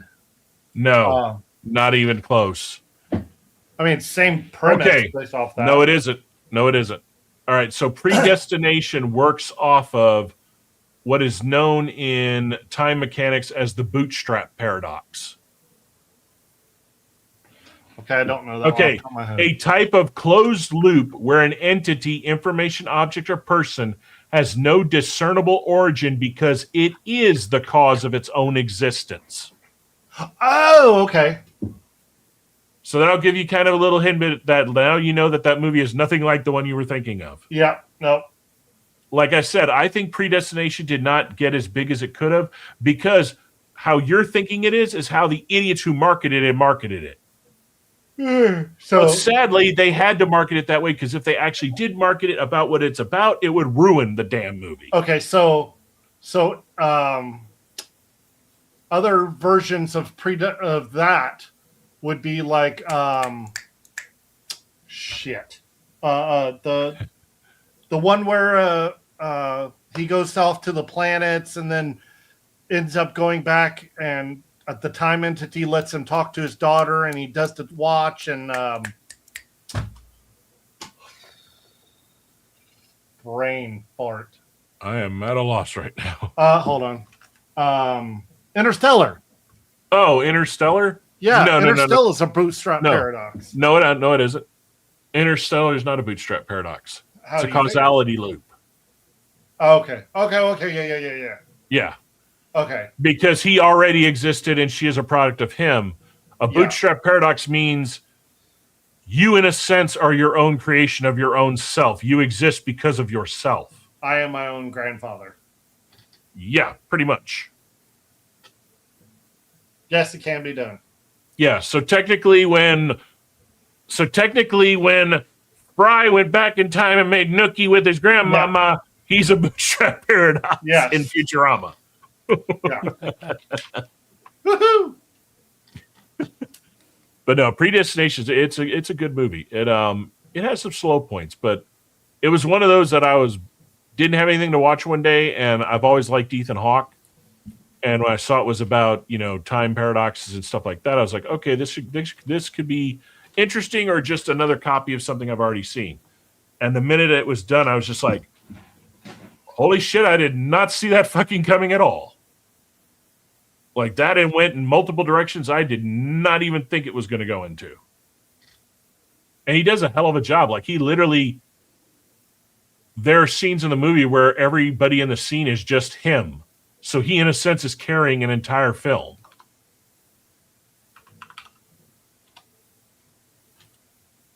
Let me see here. Making sure I wrote down everything that we watched tonight so that way I can go back and add them in.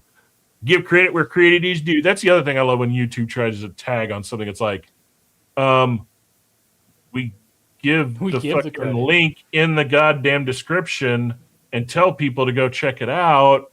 It's like I can name like 9 channels off the top of my head that y'all love sucking their dinghies every night that don't fucking do that. Jeremy Hambley. I don't know where that came from. AKA the Queefening. Yeah, I love my slop drama. I ain't gonna lie, man. It's fun listening to all these freaking motards be their keyboard cowboy asshats that they are as I'm driving along. And just screaming at them in your car. Oh no, I just giggle and laugh. Like the interesting thing is, I did send the emails I was talking about, Shark.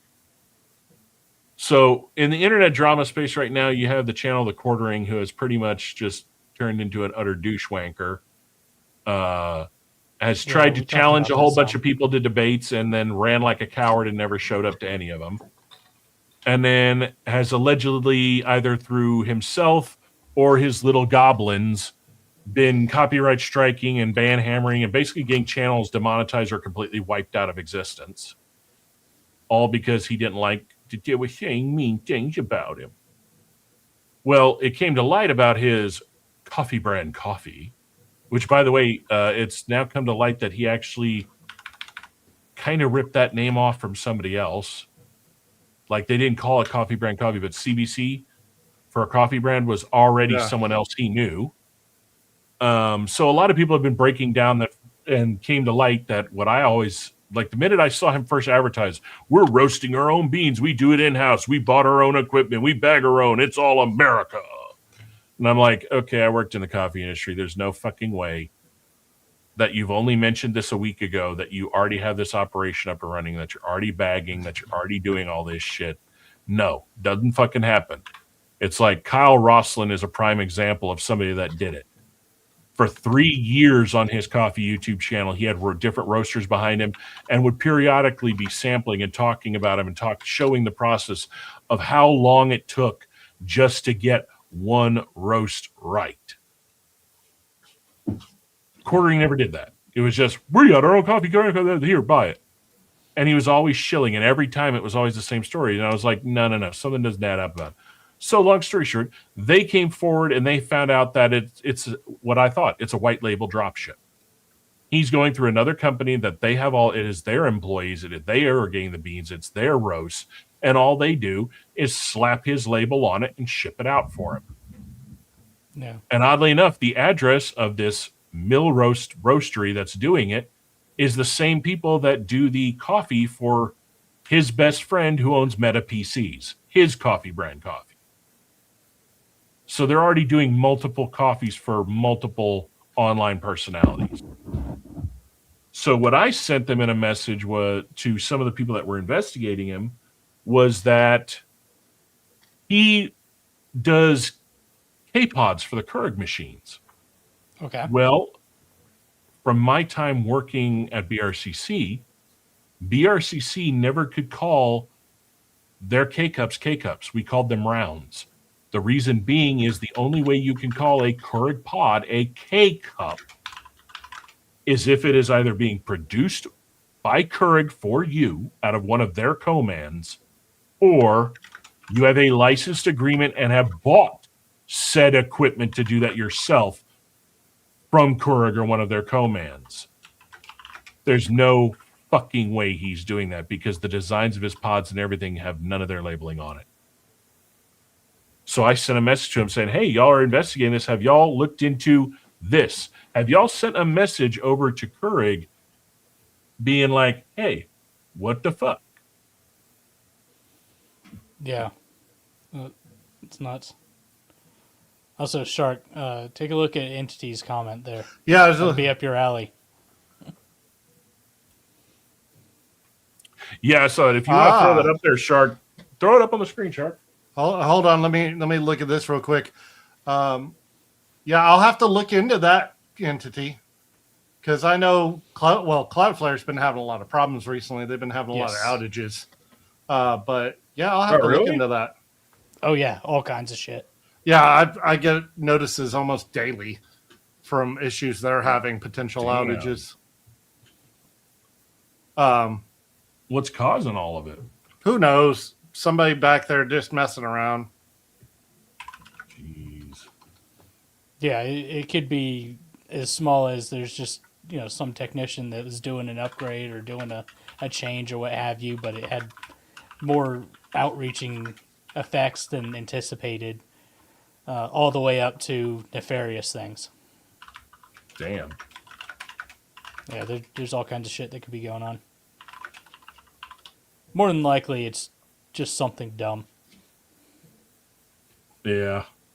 Well, that's how it goes sometimes. Sorry, I'm having to look for a cable. This damn mouse, for some reason, the battery doesn't really last for shit. Yeah, this is why I like cabled items.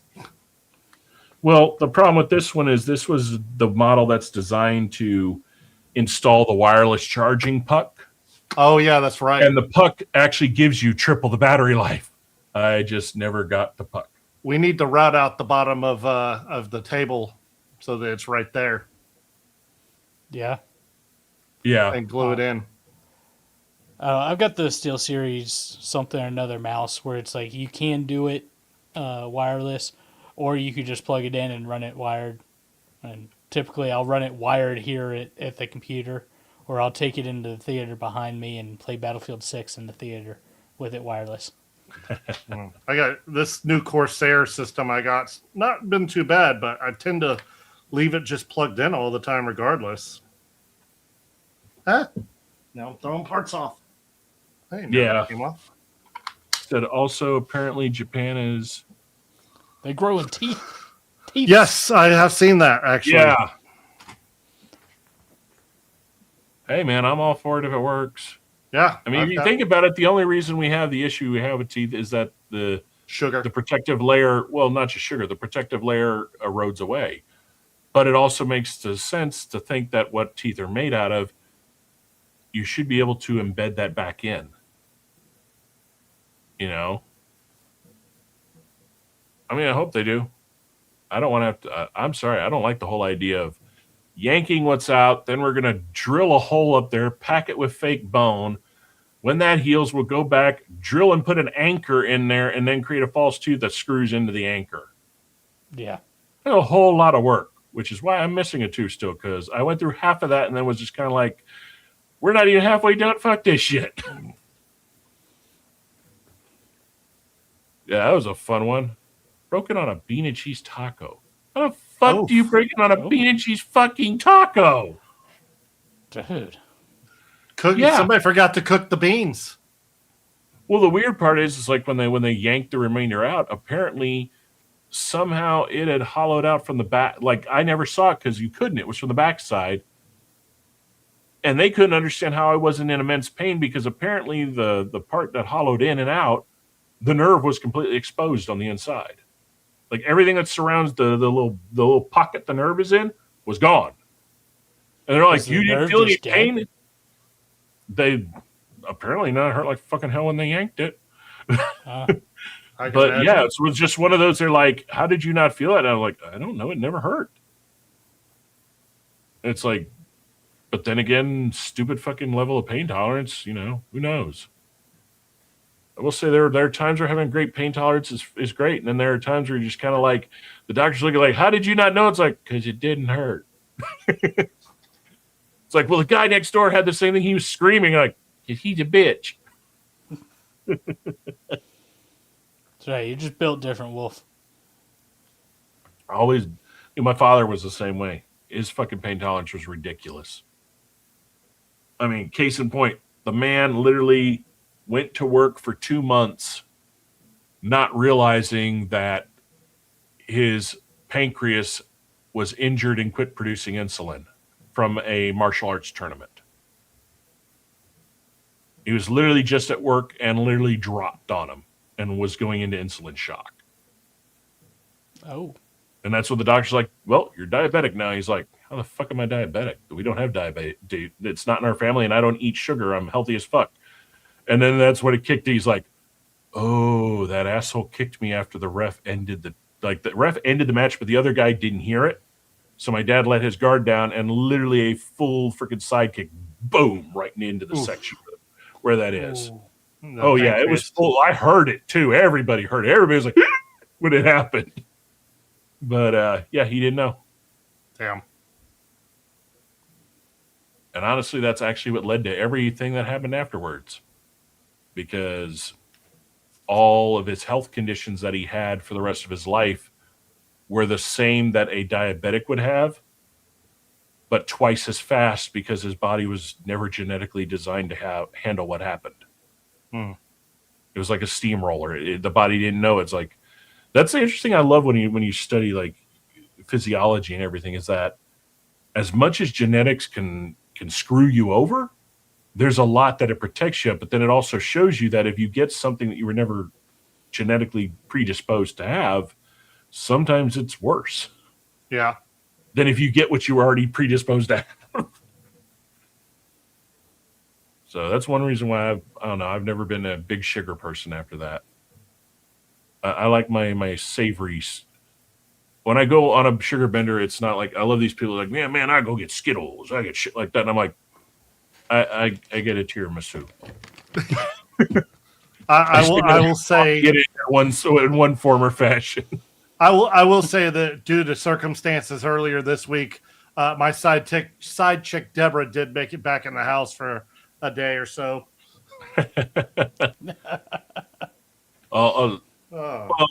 Well, Shark knows that I'm lying a little bit. There is one other crutch that I have, but thankfully there's not very many places in San Antonio that know how to make a creme brulee for shit. Yeah, true. Yeah. But if we're at one of the restaurants, Chamagausha, Fogo de Chao, that know how to make them, We were talking about that. Fuck yeah, it is. Yeah, we were talking about Fogo de Chao earlier. Yeah, honestly, we should go do that. We need to do that, but we also need to look into. Shark and I were going to do it a while ago, but we got sidetracked with all the K-pop places that opened up.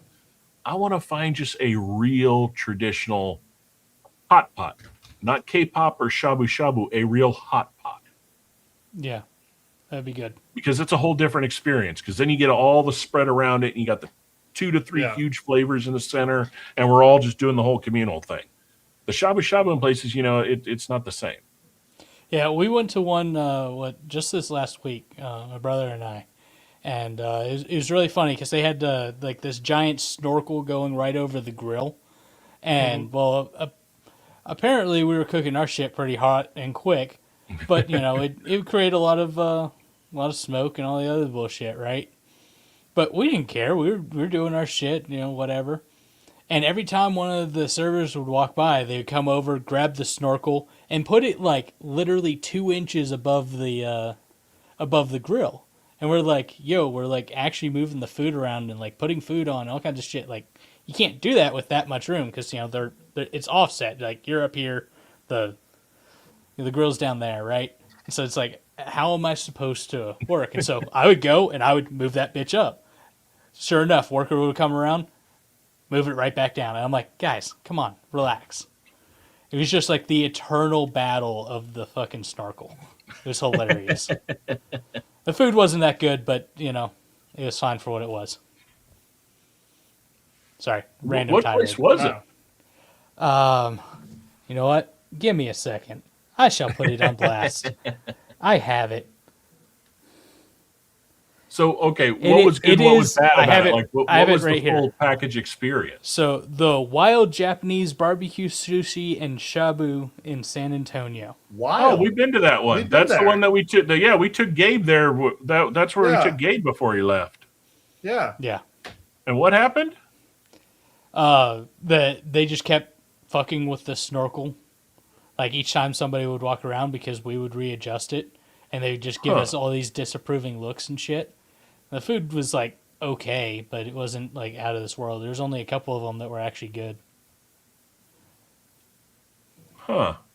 That's a shame because... Oh, and we got a I mean, and this isn't necessarily on him, but it just contributed to the experience.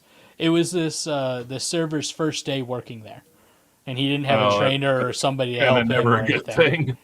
Yeah. So it was just like, it was this combination of suck. Oh. Yeah, that's a shame. But yes, we need to find a real good one. So there was a good hot pot place I would go to in Virginia that was very tasty. And every time I go back, we try to go.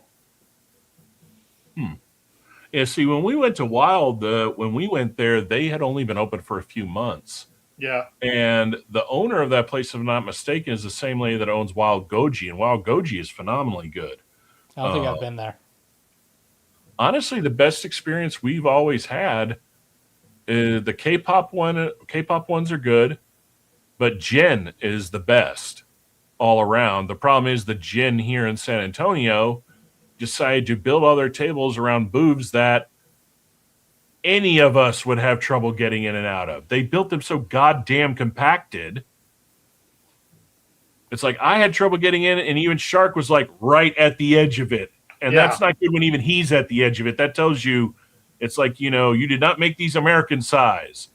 Send them back to the Korean place you bought them from, please. So. But. Yeah. Yeah, I got work. Yeah. Been a good show. I kind of like the winging it. Yeah. Sometimes the pre-prepping, when we have important shit, I'll pre-prep from now on. But the rest of the time, I kind of like just chilling and talking. A good mixture. I mean. Yeah. And definitely I want to get more coffee stuff going. But right now, there just ain't a whole hell of a lot. And I don't got no new equipment right now because I put more money in the car.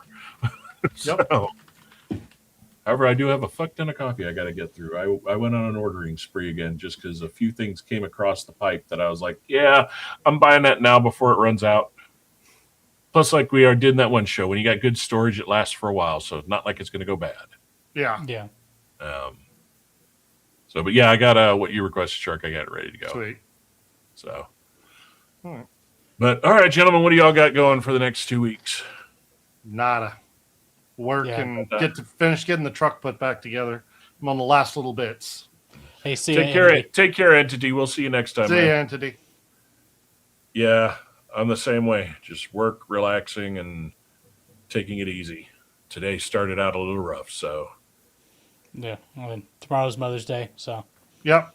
Yeah, I already got my mom something. I ordered her a mug that had the picture of both of our both of our kitties on it. And it said, how did it say? To our favorite human, Happy Mother's Day. And then on the bottom, it said, from your fuzzy overlords. That's good. And it had both of their pictures and their names. She was laughing at it. And oddly enough, the one good fucking spamming bullshit that came across my Instagram feed this week. So, but yeah, I don't know what I'm going to do tomorrow. I know she likes eggs Benny, so I'll probably make that. I think I got everything to do it. If not, I'm going to be doing an early morning HEB run. So, All right, everybody. Well, thank you for joining us here at the Dark Roast and Nerdiness podcast. We will see y'all in 2 weeks on our normal scheduled time now that we're all back on the normal rotation. Again, there's a link to our Discord in the channel descriptions below. Later tonight or early tomorrow, all the descriptions, all the links for everything we watched today will be thrown in there. We give credit where credit is due. Until then, stay heavily caffeinated, heavily opinionated, and we will see y'all next time.